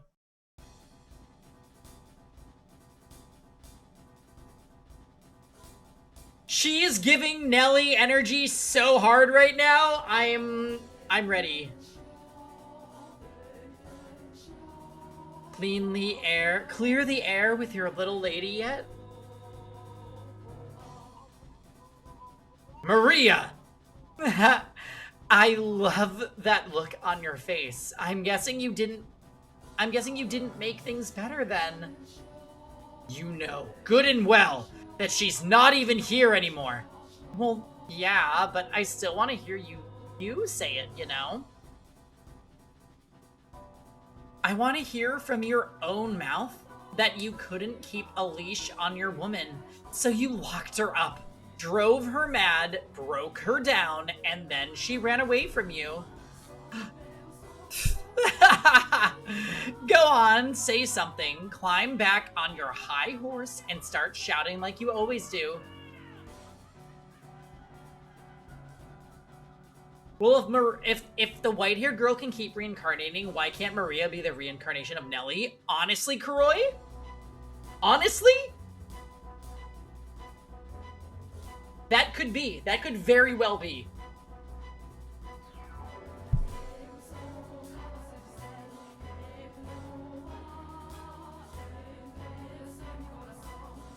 Climb back on your high horse and start shouting like you always do. Why, Maria? Why would you do this? Why? Why do you think? Because I fucking despise you. I've been trying to figure out how I wanted to end things, but when they just fell apart on their own. The fates are smiling down upon me, I guess. Nonsense! She was waiting for me until the day of the joining ceremony, and I was going to see her on that day. You knew the ceremony had been postponed. That's what you get for putting it all in my hands. For thinking I'm the only one on your side. What, did you think I'd just tell her like a good little maid? Not a chance in hell. I mean, talk about some fantastic news. You both picked the same day, but you've got the dates different. Absolutely perfect. Maria, is that how you've always felt? How long have you held this grudge against me? How long? How long?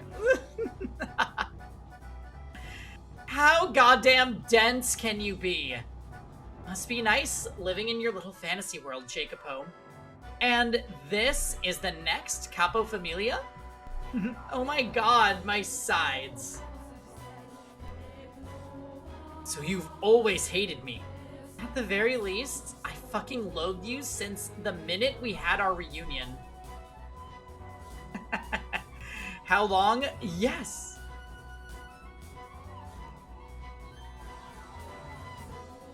At first, I did try to convince myself you had your reasons. Didn't make it feel any less unfair, though. You had all your money and all your power, and everything else you stole from me. And then you go and get hitched to this pretty little lady. Oh, don't try to act like you're the victim here. This is all on you. Do you have any idea how I felt? fallen from grace, made your goddamn maid having to suck up to you. Do you have any idea how infuriating that was? Or do you think I didn't know anything? Did you think I didn't suspect anything? If you did, then you've got your head way up in the clouds. So you were motivated by your grudge against my family, the Berzatis? Precisely. That's exactly it. Your father wanted so badly to be the Capo Familia, wanted so badly to be in power. She didn't fall from the gaze. She definitely is ascending in that regard, I feel. That he murdered my dad and grandpa. They say it was a carriage accident, but the ground was all torn to hell where it happened. You want to tell me what kind of carriage accident causes it to explode? As soon as my dad and grandpa died, your dad took over as Capo Familia. The balance of power in the factions began to change. My family and anyone with ties to the Campanellas was either exterminated or exiled. The Berzatis took control of the city. My grandpa's Cosca became your Cosca. No one in their right mind would be naive enough to think that the Berzatis didn't have a hand in that. The great Campanella family, bitten by their pet dog. Except the dog had rabies, and as a result, in time, that lush, historic land will wither away and die. My dad and grandpa, buried in that dried up earth, are screaming in their graves right now. You can't prove me wrong. Can you, Jacopo? And now, first in line to be the next Capo Familia is you, son. Naturally. Feels pretty good, don't it? Slaughtering my family, leaving us to wallow in the mud, while you live here like a fucking king. Because of what your family did, I don't have a reason to go back to, a home to go back to anymore even. No house, no prestige, I have nothing left. And that's goddamn outrageous. The Campanellas were supposed to run that city, but instead, you filthy Berzati curs are crawling over it like some kind of infestation. I am a legitimate Campanella, and I'm stuck being your goddamn maid. If I hadn't been born a woman, I could have become Capo Familia after my dad and grandpa passed. But because I'm a woman, I couldn't retaliate. I just had to sit on my hands and watch the tragedy unfold. It was absolutely miserable. Hey, Mitch. So I had to make you suffer as well. I had to make you I had to make you twice as miserable as I was. You had no reason to hate anyone but me. Why did you make her a part of this? Did you have some grudge against her too? Not particularly. I actually rather liked the madam. Pretty, sweet, kind-hearted, timid, and fragile. Trusted every word I said. A splendid little toy. You thought of her as your toy? And now, can you really call me out for that? You can't. You have no right. You never cared one bit about anyone else. They're all footstools to you. It's a little too late to find yourself a sense of morality. This whole thing, it could have been avoided if you two just had a single conversation. But instead, the both of you come crawling to me saying, "You're my only ally, Maria." How dense can you be? Of course I thought you were my ally. I trusted you, as I'm sure she did too. Then you should get your eyes examined because you can't see a damn thing. Maria. My god, it was beautiful! The way you two blindly trusted me, creating your own misunderstandings and causing your own pain. How could you never seem to get on the same page? Watching it fall apart? Maria, is that everything? The extent of your grudge and all you did? Yup. That's everything. All that's left is for me to kill you.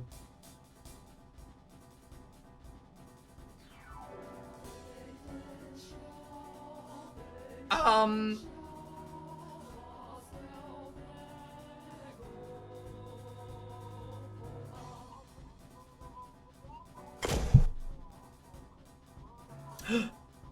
Hold still now. I wouldn't want to miss.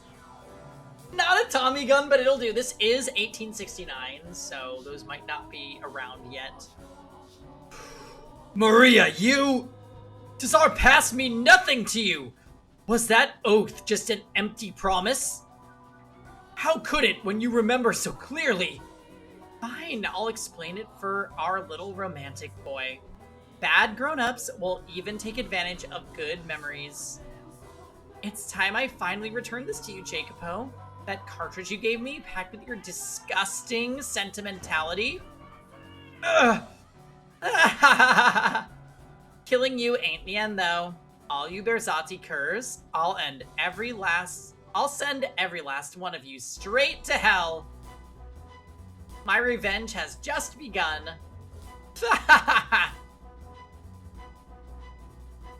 Even if you had been a man, you wouldn't have been a suitable capofamilia. You should have aimed between my eyes, Maria! Jacopo!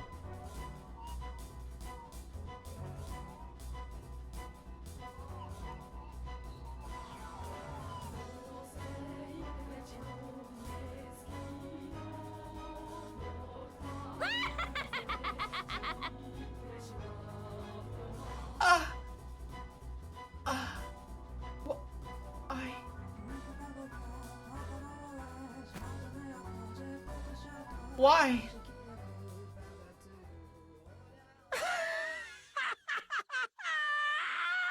Death of an icon! In a panic, I pulled the trigger. And from the barrel, a bullet went flying. Quite literally right between her eyes. Would anyone ever believe me if I said this wasn't how I wanted things to turn out?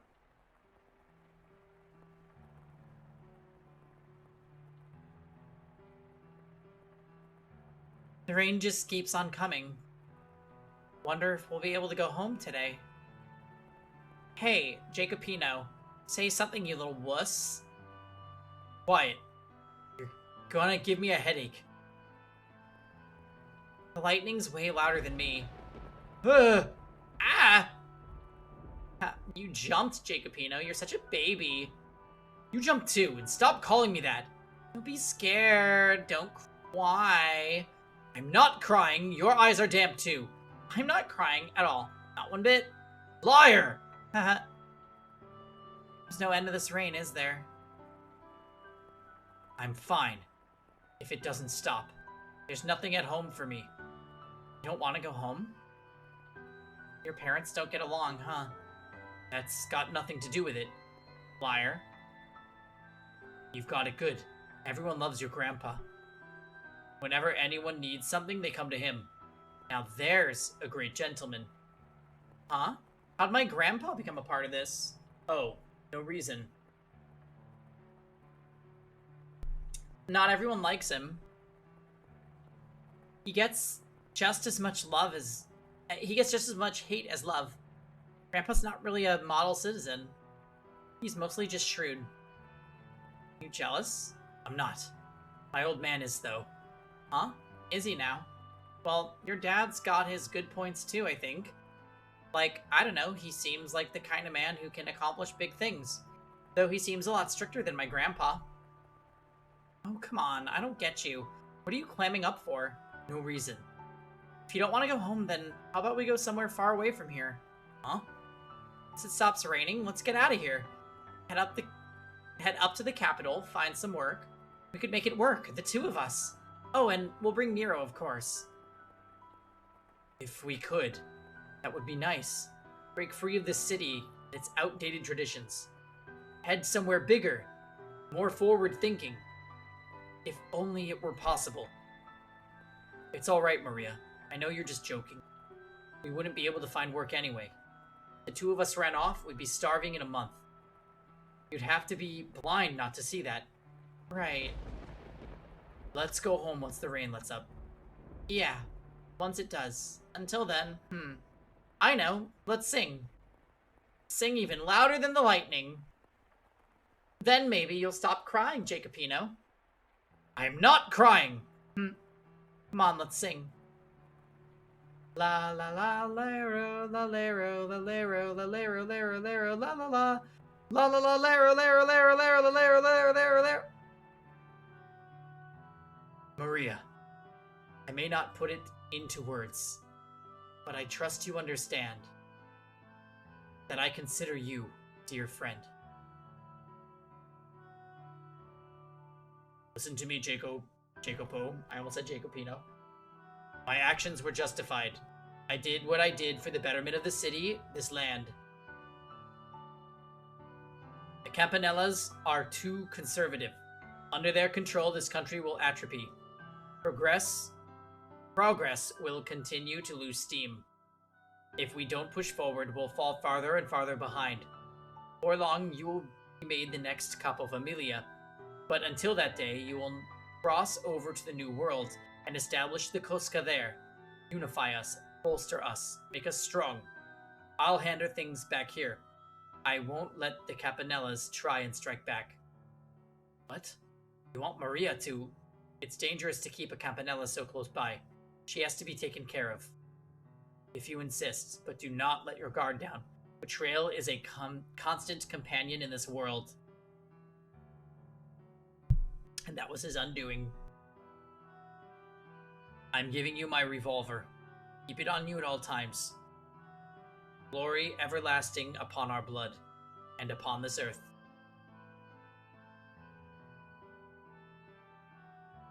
Best I can give you is a job as my maid. I will show you any more obviously preferential treatment. The Berzatis are liable to step in. Money, power, respect, and enough authority to take those orders from anyone. I thought that if I could obtain all that, I'd be able to give you your freedom. And her as well. I wanted to give you both comfortable lives. But none of that got through to either of you. Damn!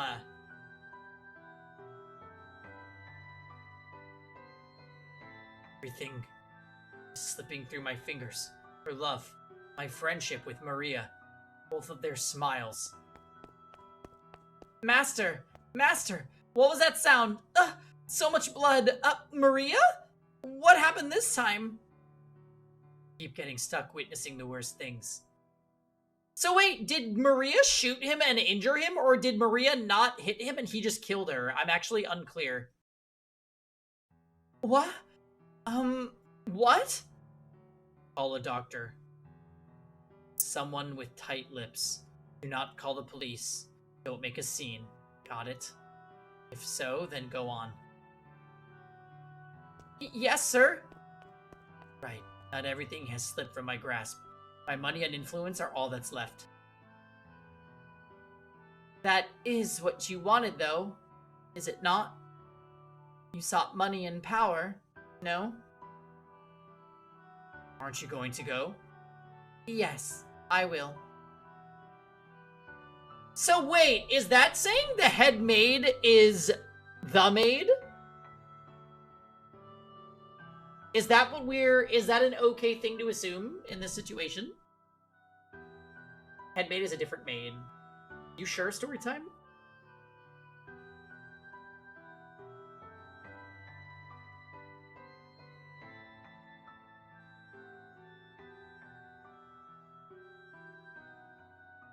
It was explicitly mentioned near the start of the door. Oh. Okay, thank you. I appreciate that. But first, I would like to ask you something. What do you intend to do from here? What am I gonna do? Exactly the same as before. There is but one thing for me to do. Oh, shit! Wait, Oh, okay. I thought for some reason the maid was saying those things, and I definitely did the wrong voice. I see. Will you eventually find solace in your riches?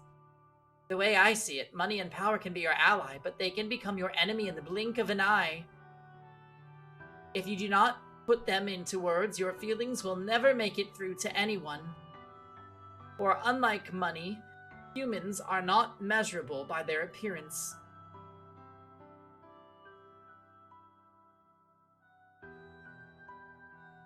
He failed to communicate to anyone what he held within his breast. He was chained down by his place in society, his pride, his relationships, and his own heart. And at some point, he found himself in a position where he was no longer able to speak his mind.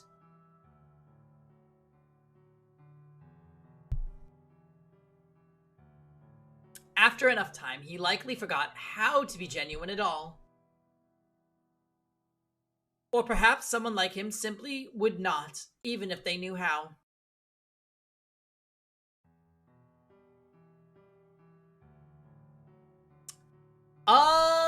In door 1, I believe she was the head maid.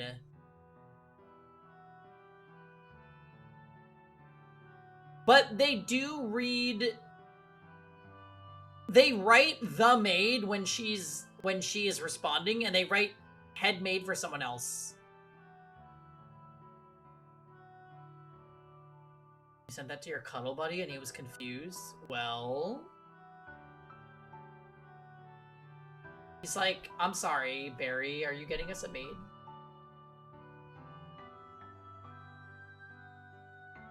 How sad that his tale should end without him expressing how he truly felt. How hard it must have been to never clear up his misunderstandings. After Jacopo's confrontation with Maria, the Pacific Railroad was completed as scheduled. Celebratory cheers shook the new world as the last spike was driven into the rails. Jacopo, however, could not even manage a smile listening to the telegraph. And I am sure you can take a guess as to why. The people with whom he wished to share that moment were not there. Shortly following her death, Jacopo held a private funeral for Maria. Then he commenced a search for the white-haired girl. But he did not do so alone. He hired others to help, did everything in his power to find her, tirelessly searching for many, many years. However, he was never able to locate her, and he spent the remainder of his life alone. Money, power, renown, servants.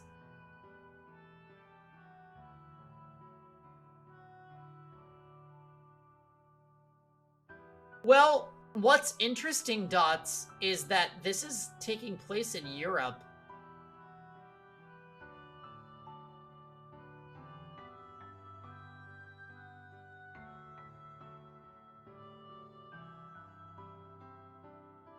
You're right. You're right. They said New World. Wait, that makes no sense.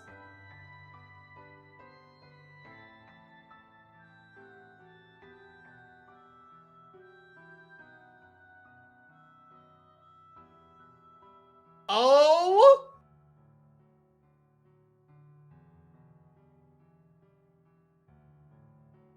Okay.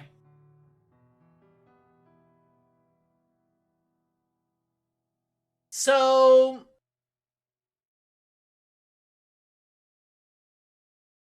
You know, when they said New World, I'm thinking just like Industrial Revolution in general, but I forgot that that is a term that refers to America.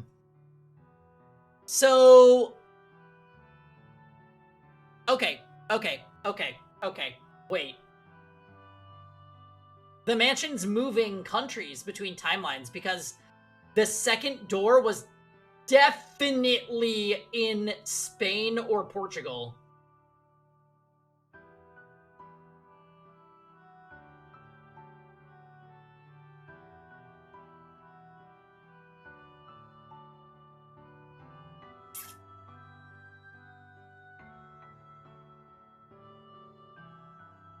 That's why they called him Bestia. Bestia is Spanish for beast.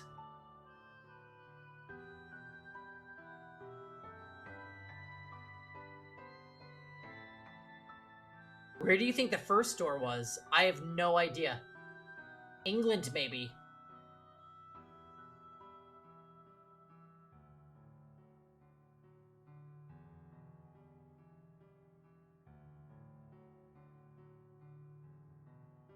Colonization?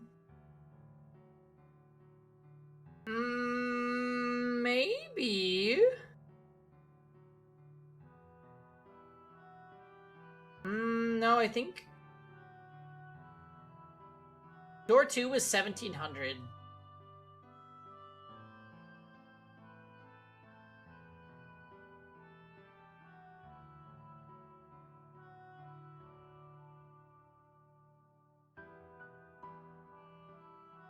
I think that the house changes countries between doors, which is weird.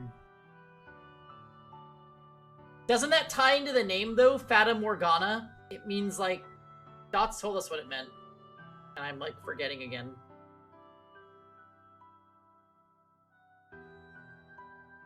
So the house...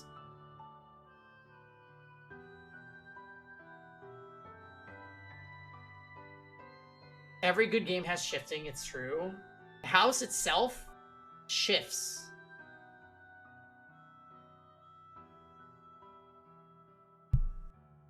Okay. Well, this context is actually crazy. The world around him was always quite lovely.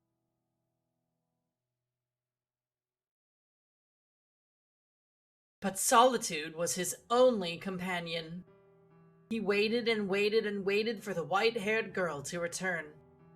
The years crawled by, and with no family or loved ones at his side to care for him in his old age, he died alone.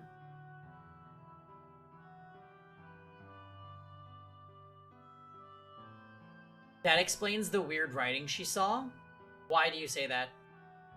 Because we have to assume that it was written in Italian. Like, there's no way Jacopo and Maria were not Italian or Sicilian.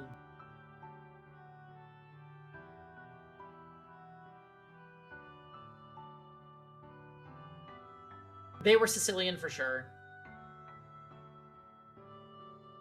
She said it was really old, but the mansion was in the New World. Right. Because the mansion is shifting. Fata Morgana mirages significantly distort the objects or the object or objects on which they are based, often such that the object is completely unrecognizable. A Fata Morgana may be seen on land or sea, in polar regions, or in deserts. It may involve almost any kind of distant object, including boats, islands, and coastline. Okay. So a mirage.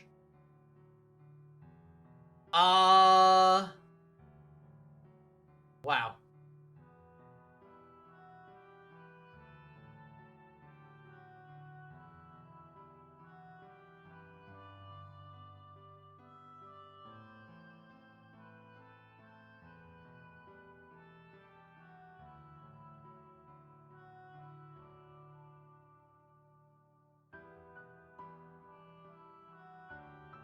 Do people typically say that door 3 is the best? I think door 3 has easily been...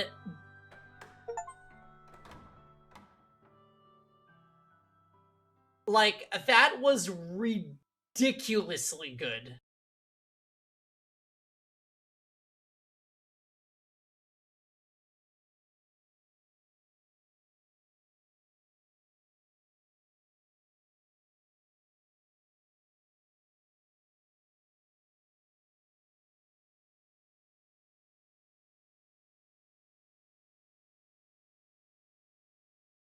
Really? You don't think so?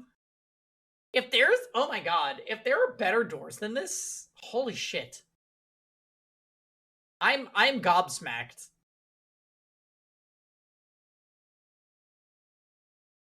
The door before you slowly drew shut. You could no longer hear the raucous sounds of men from within the den.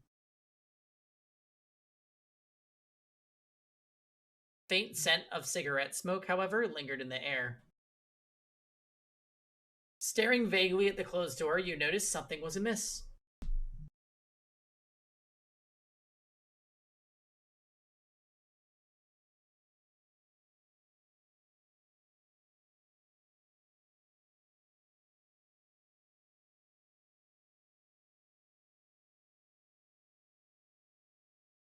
I won't lie, on this rewatch, it meandered a bit. Really?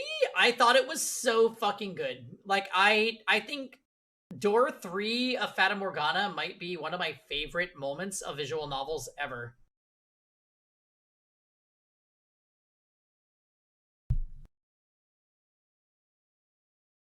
Okay.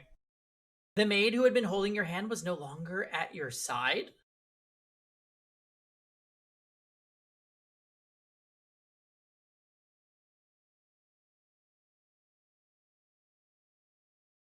The twist in Door 2 hit harder for you? No way, story time. I freaked the fuck out when I realized the puppet play that was going on with Maria, and I was like, okay, I'm here for it. I'm so invested.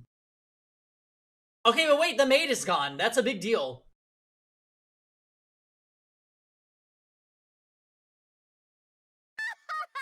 I'm too Danganronpa pilled? What do you mean?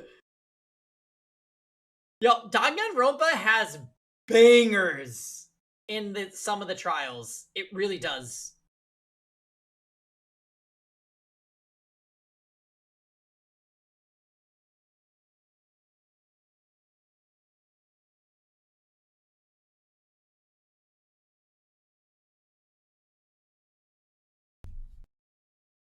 Hold on, I'm getting spammed.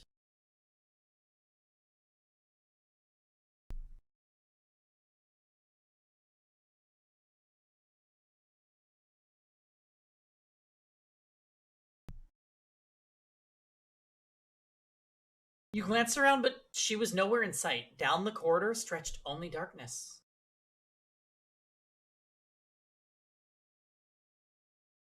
Really? I think my ranking for the doors that we've done so far are 3, 1, 2.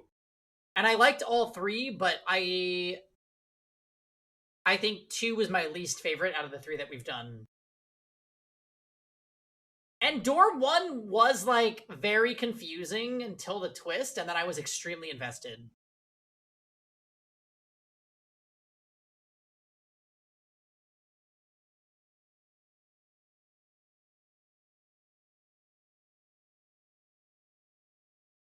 Not having anticipated this, you were unsure how to react.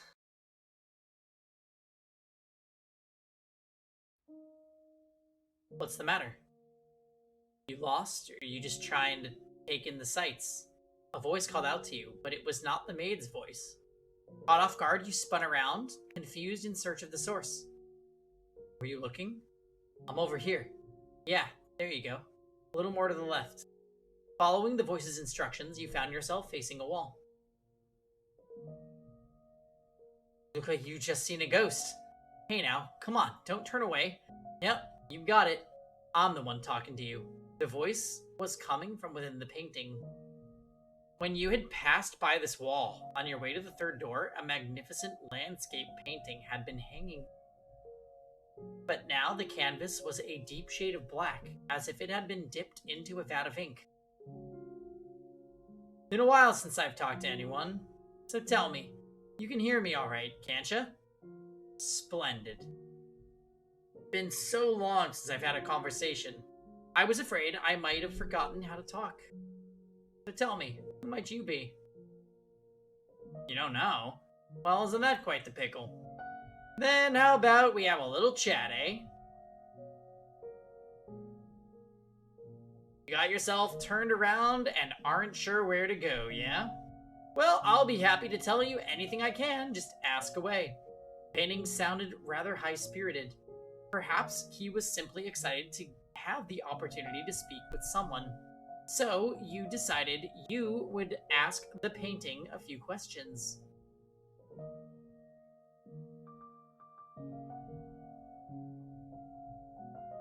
Me, well, as you can see, I'm a painting. Why did I end up as a painting? Hard to say.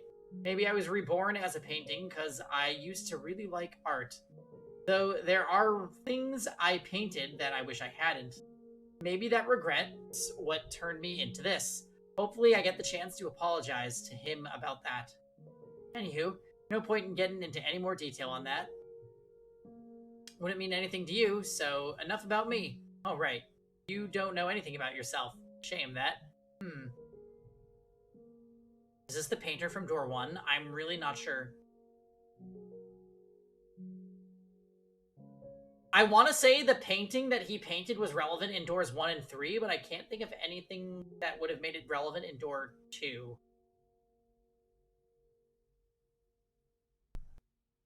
Alright then, a favor for you, since you can't tell me about yourself. If you run into him, could you tell him I really regret what I did?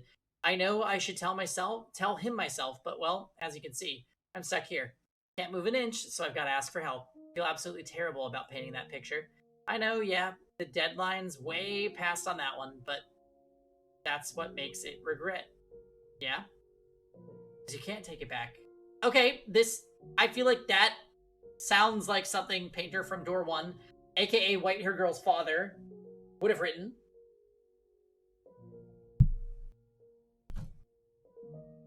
By the time I had realized it, it was too late. He was already dead. He's long since passed away. Huh? How are you supposed to give a dead fellow a message? Well, for all you know, the dead could still be wandering these halls too. So please, if you come across him, tell him I said that. That I didn't mean any harm with that painting. Or maybe you are him.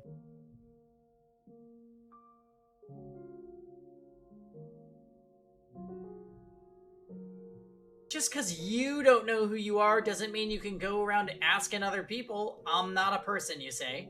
Well, no, you're right, but I'm not gonna know anything about you that you can't tell me yourself. I mean, from where I'm standing, you look almost like a walking cloud of shadow. I can't even tell what you look like. The maid who was with you before, did she call you master? See, but the question is, which era's master are you? How many doors have you been through? 3 doors, eh? And of those, did any of them bring anything back? Well, it's not an easy thing recovering yourself. Or maybe you weren't behind any of those 3 doors. Yeah, it's gotta be it. That was your first time witnessing those tragedies. Yours is another door. So tell me, how'd you feel looking behind those doors? Was it frightening, saddening, heart-wrenching? Well, let me tell you something. You were able to bear them because they weren't your tragedies. If the next door open is yours, will you be able to bear it? Will you be able to accept your own tragedy? It's one thing seeing others suffering, but your own. If you have to face emotions you wanted to keep buried, secrets you wanted to keep hidden away, and pain you wanted to forget, do you think you'll be able to accept them as your own? If you can't, I wouldn't blame you. I wouldn't accuse you of running if you chose not to reclaim your old self. Nothing wrong with erasing your memory of something if it wasn't so bad you didn't want to face it in the first place. Let it be rewritten as someone else's story. That'll make it a whole lot easier on you. Because you never know, the most unfortunate tale of all may well be your own. Or perhaps that goes for everything about you. You won't know till you see it. Well, that's true enough, but once you do, there might not be any turning back. Or do you mean to reclaim your old self, no matter the cost? You do? If you're sincerely prepared to do that, then be wary of the tale that comes next. Any tragedy that seems too beautiful to be real is precisely that, a fabrication. If it turns out you're someone from behind the next door, then perhaps you're my... Oh god, what? There is so many, I feel like I need to write down what this painting is saying, because he is mega, foreshadowing.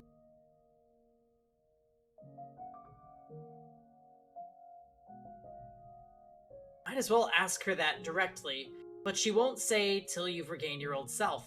I see. Well, in that case, if you want to know, you know what you gotta do.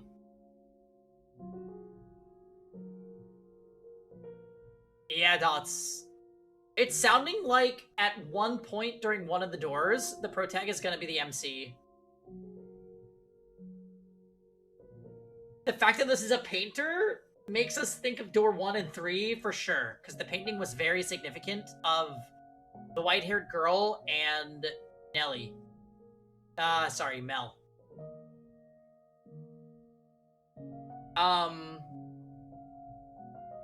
If you're one of the people in the next door, then you're the painting said that. So That means whoever painted this is probably from the next time period that we view. Can someone please remember that? Because I'm gonna forget.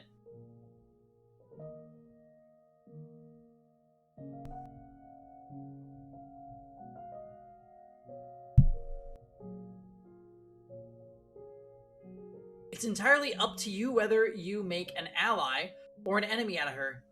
There's no guarantee, and she's even right in the head. You never know. Maybe you're not the only one who hasn't found themselves. Ally?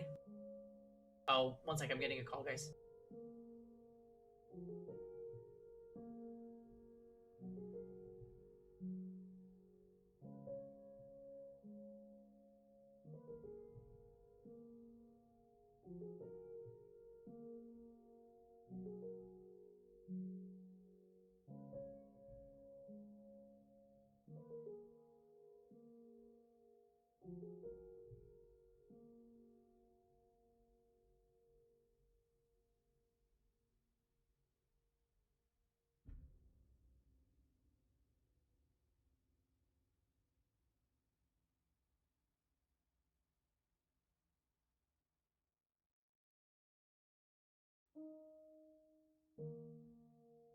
Okay, sorry about that, guys. I'm so glad we got to ask all the questions. Oof. Talk about some hard-hitting questions. I'm probably not the one who'll be able to answer that for you. I don't have a very deep connection with this mansion, you see. I swear it, I got nothing to gain from lying, do I? It's my regrets that have turned me into this. I wasn't summoned here by no one. That said, there is one thing I can tell you. This place summons people. People who have ties to something that happened long, long ago. No one knows anything even happened.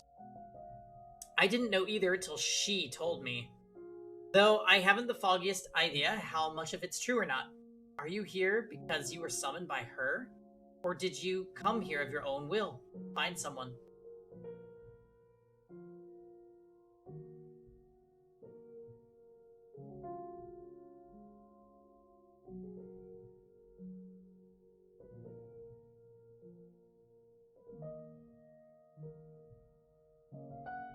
If you came of your own volition and you weren't summoned by her, then mayhaps you'll be the one. You can break.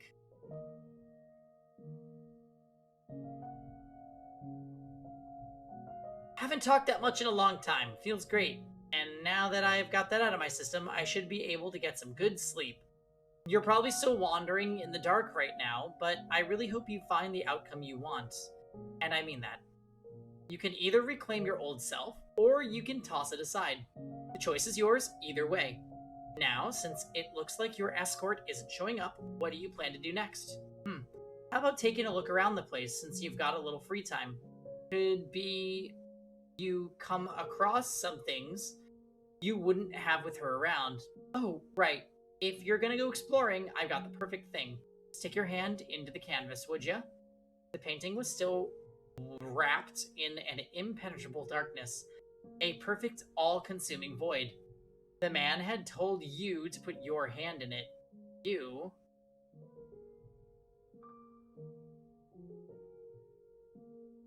extended your hand to the painting. The moment your fingertips brushed against the darkness, it swallowed your entire hand up to the wrist. Ha! No, no, not there. That tickles. A little to the right. As the man in the painting had instructed, you groped around inside the darkness. Before long, you felt something hard at your fingertips, clenching the object you withdrew your hand. Your arm was still intact. You spread your fingers, and there you found a key. Hey, yeah, Barry, my dirty mind also did that, so, oop. Ah, that tickled.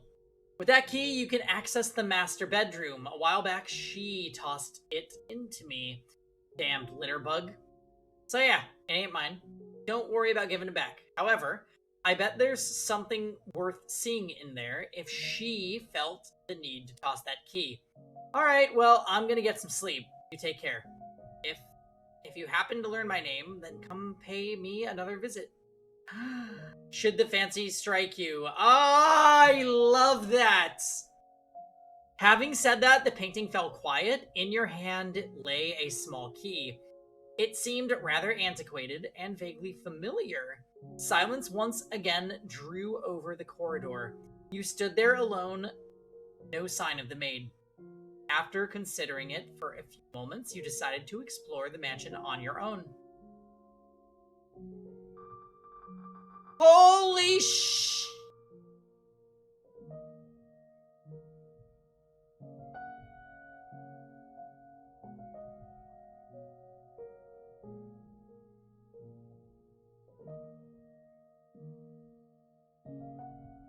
We know the murder weapon is the shot put ball.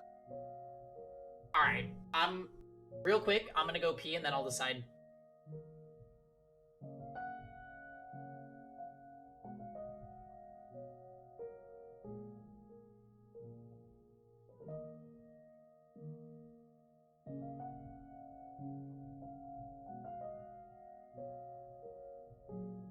Where are you?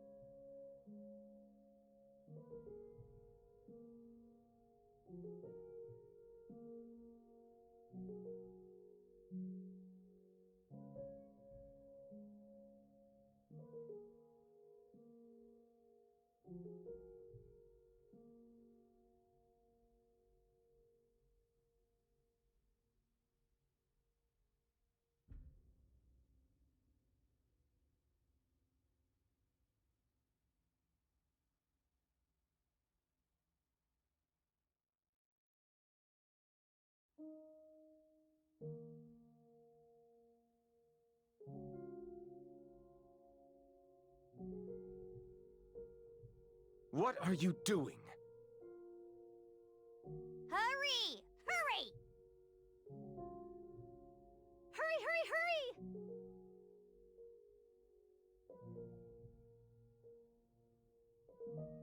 You've got a daddy to find.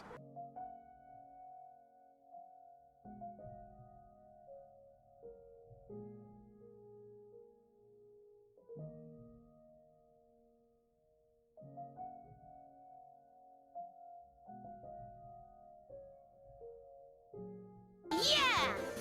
Honey.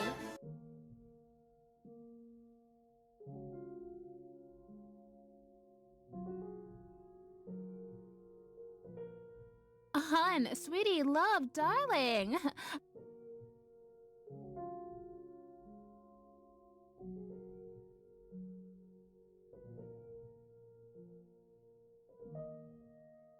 So saved.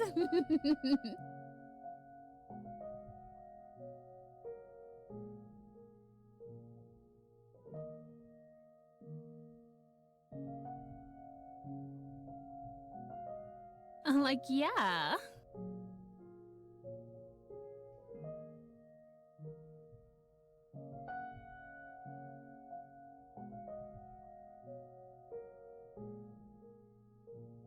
Owen needs no aid.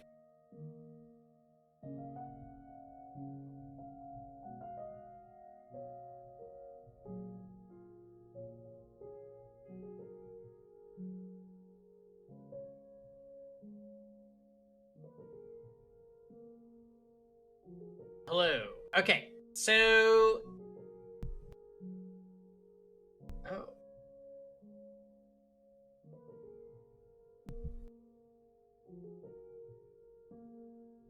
Alright. I'm wondering how many of these places we're gonna be allowed to visit.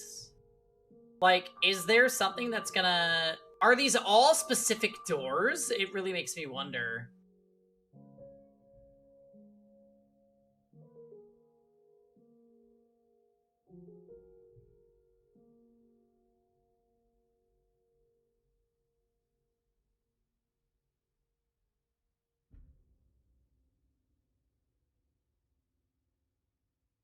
Rose Garden and Cellar are already doors we visited. And as for the door that we were just in, where was that?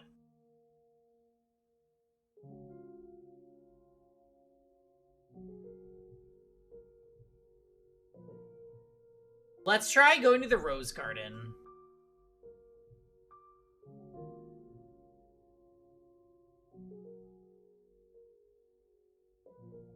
Snip, snip.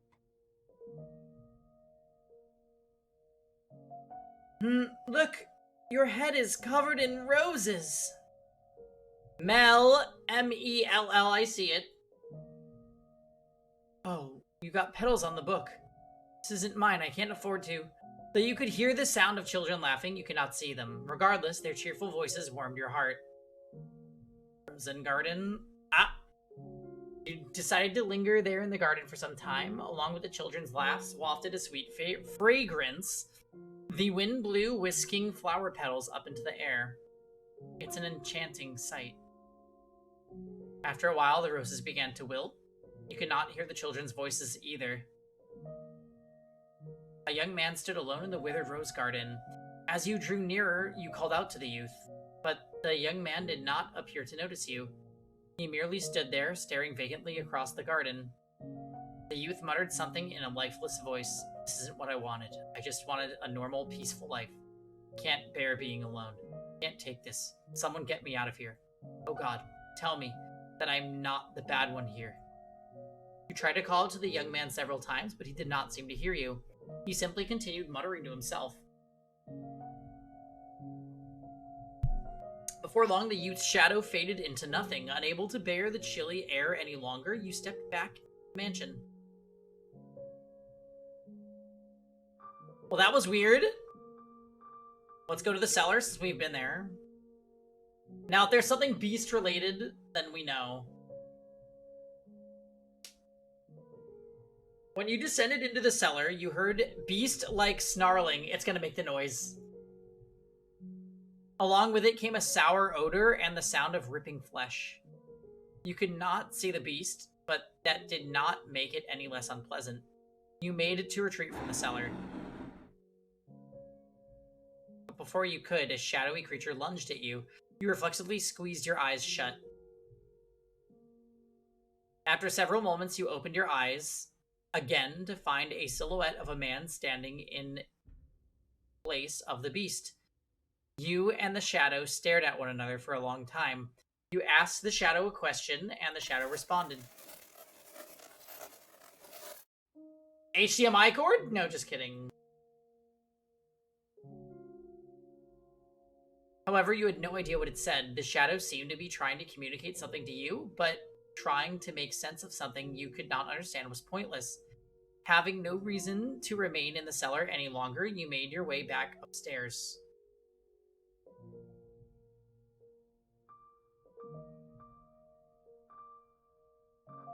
Okay. Where to next? Stained glass window, I'm very curious about. Master bedroom, we have the key. Call for the maid, I'm like, is this gonna end everything? So maybe we should visit these ones first. So let's go to the entrance.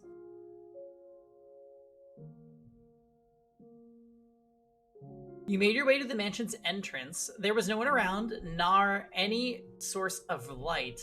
Groping through the darkness, you found the front door, which was sealed shut with a heavy bar. I know, sometimes reading is hard.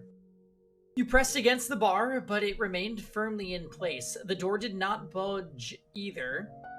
It seemed you could not leave the mansion. Burn the witch. Crucify the impure. When you made to step away from the entrance, you heard a muffled voice. You looked around, but were unable to determine the source of the voice. Nor could you be sure from whom you heard either. Giving up on finding anything at the entrance, you headed back somewhere else.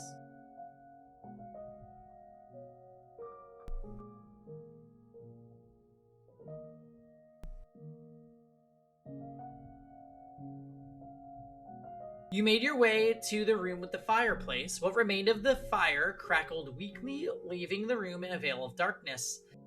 You remembered that you had awoken here out of sheer curiosity. You sat down in the rocking chair you had been asleep in.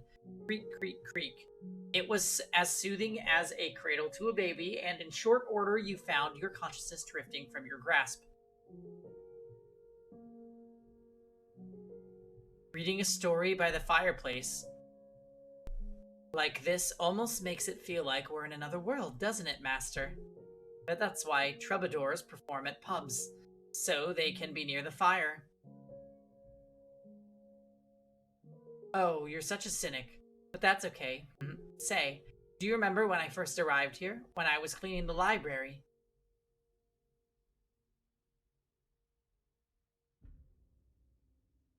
Your eyes slowly slid open. Fragments of a pleasant dream lingered in the back of your mind. The crackling of a fire, the taste of warm wine. However, there was nothing pleasant about the fireplace sitting before you. No warm, crackling flames. In fact, the brisk air of the room overpowered the remnants of embers left there.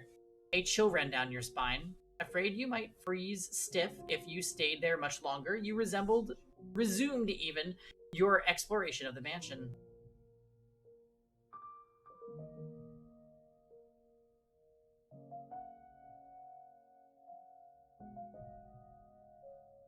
The scent of cigarette smoke lingered in the den. However, the room was silent. Not even an echo of the men's chattering remained. Something was moving. Billiard balls. There was no one present to strike the balls. They rolled spontaneously around the table.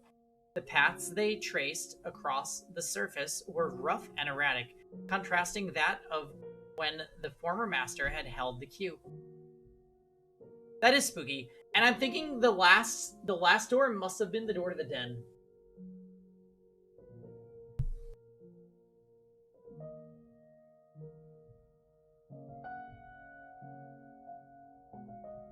The spheres collided awkwardly with one another, not a single one coming close to the pockets. As an experiment, you pulled a ball off the table. In response, the paths of the balls became even clumsier. Having lost one of their targets, they began bouncing aimlessly off the cushioned walls of the table. As you stared intently at the table, a man's voice rang from somewhere in the room. Spinning around, you saw a silhouette of a man.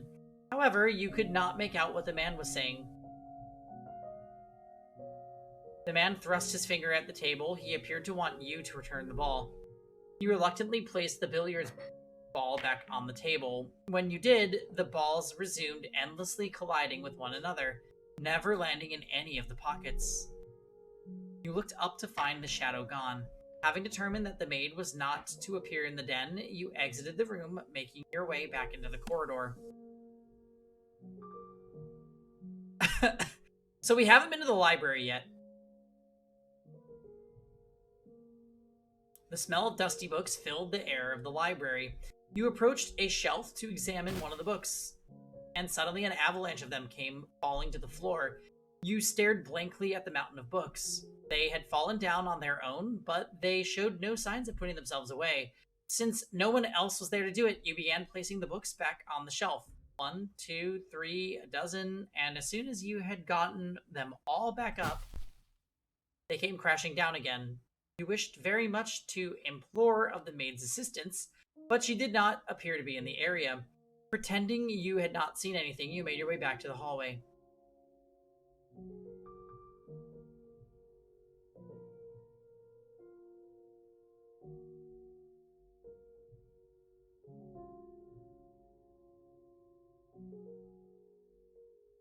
You approached a stained glass window. An array of pews was arranged facing the stained glass. There seemed to be an air of tranquility about the room. You sat down in one of the pews and stared quietly forward for some time. For a moment, you felt like you were on the verge of recalling something, but ultimately, the memory never managed to surface. The maid did not appear to be there. Where could she have gone? You decided to resume exploring the mansion. So these are definitely going to be the locations where there's other doors, for sure. You inserted the key you had been given into the door's keyhole, and with a twist, the door opened. The master bedroom was shrouded in darkness, much like every other room in the mansion. It had evidently been left unused for some time. The air in the room was stale and forlorn. Master. A voice seemed to ring out from somewhere. Come on, get up. Up with you. Master!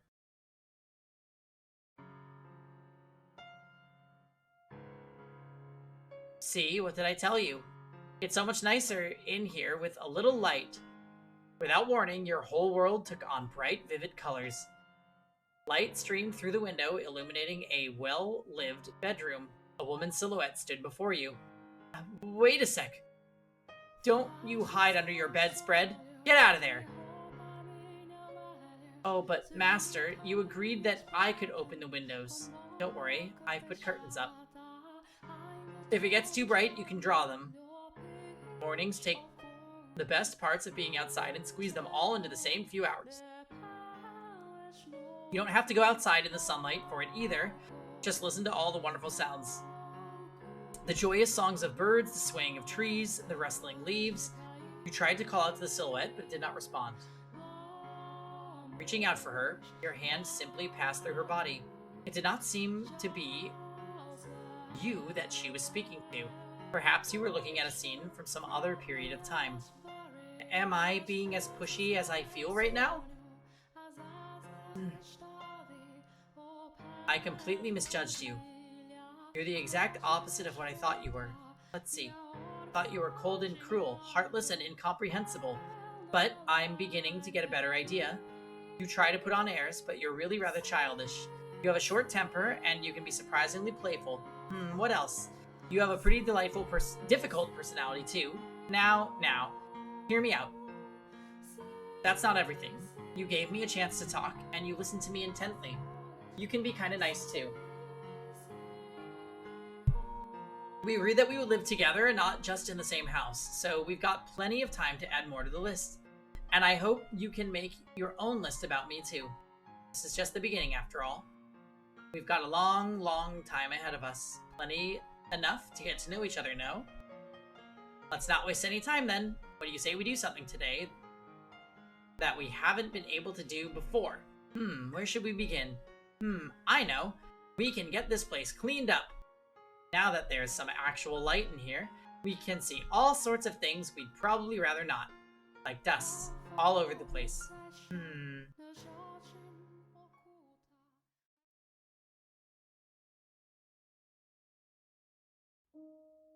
When the woman's shadow faded away, the master bedroom transformed back into its old dreary state. Master, can you say my name? You were unsure how to describe the urge welling up within your breast. You could not say her name. Damn! Okay, so that's probably the last door or something. You stood unmoving in the master bedroom for some time, but it did not appear anything else was going to happen, so you decided to head somewhere else.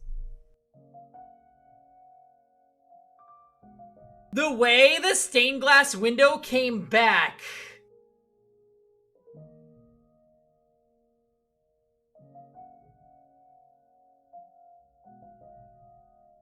Okay. Guys, it is fastly approaching the time that I have to hard shut off stream tonight. So we are gonna save the final call for maid and then stained glass window for tomorrow. And we will be playing tomorrow, probably like 6:30 p.m. PST. Yes, the intrigue indeed. I just have plans to go meet a friend for dinner tonight, and it is quickly approaching the time that I'm supposed to go meet them. So I will catch you guys later. If there is community games in Discord, I would love to join you guys later tonight. See you guys tomorrow.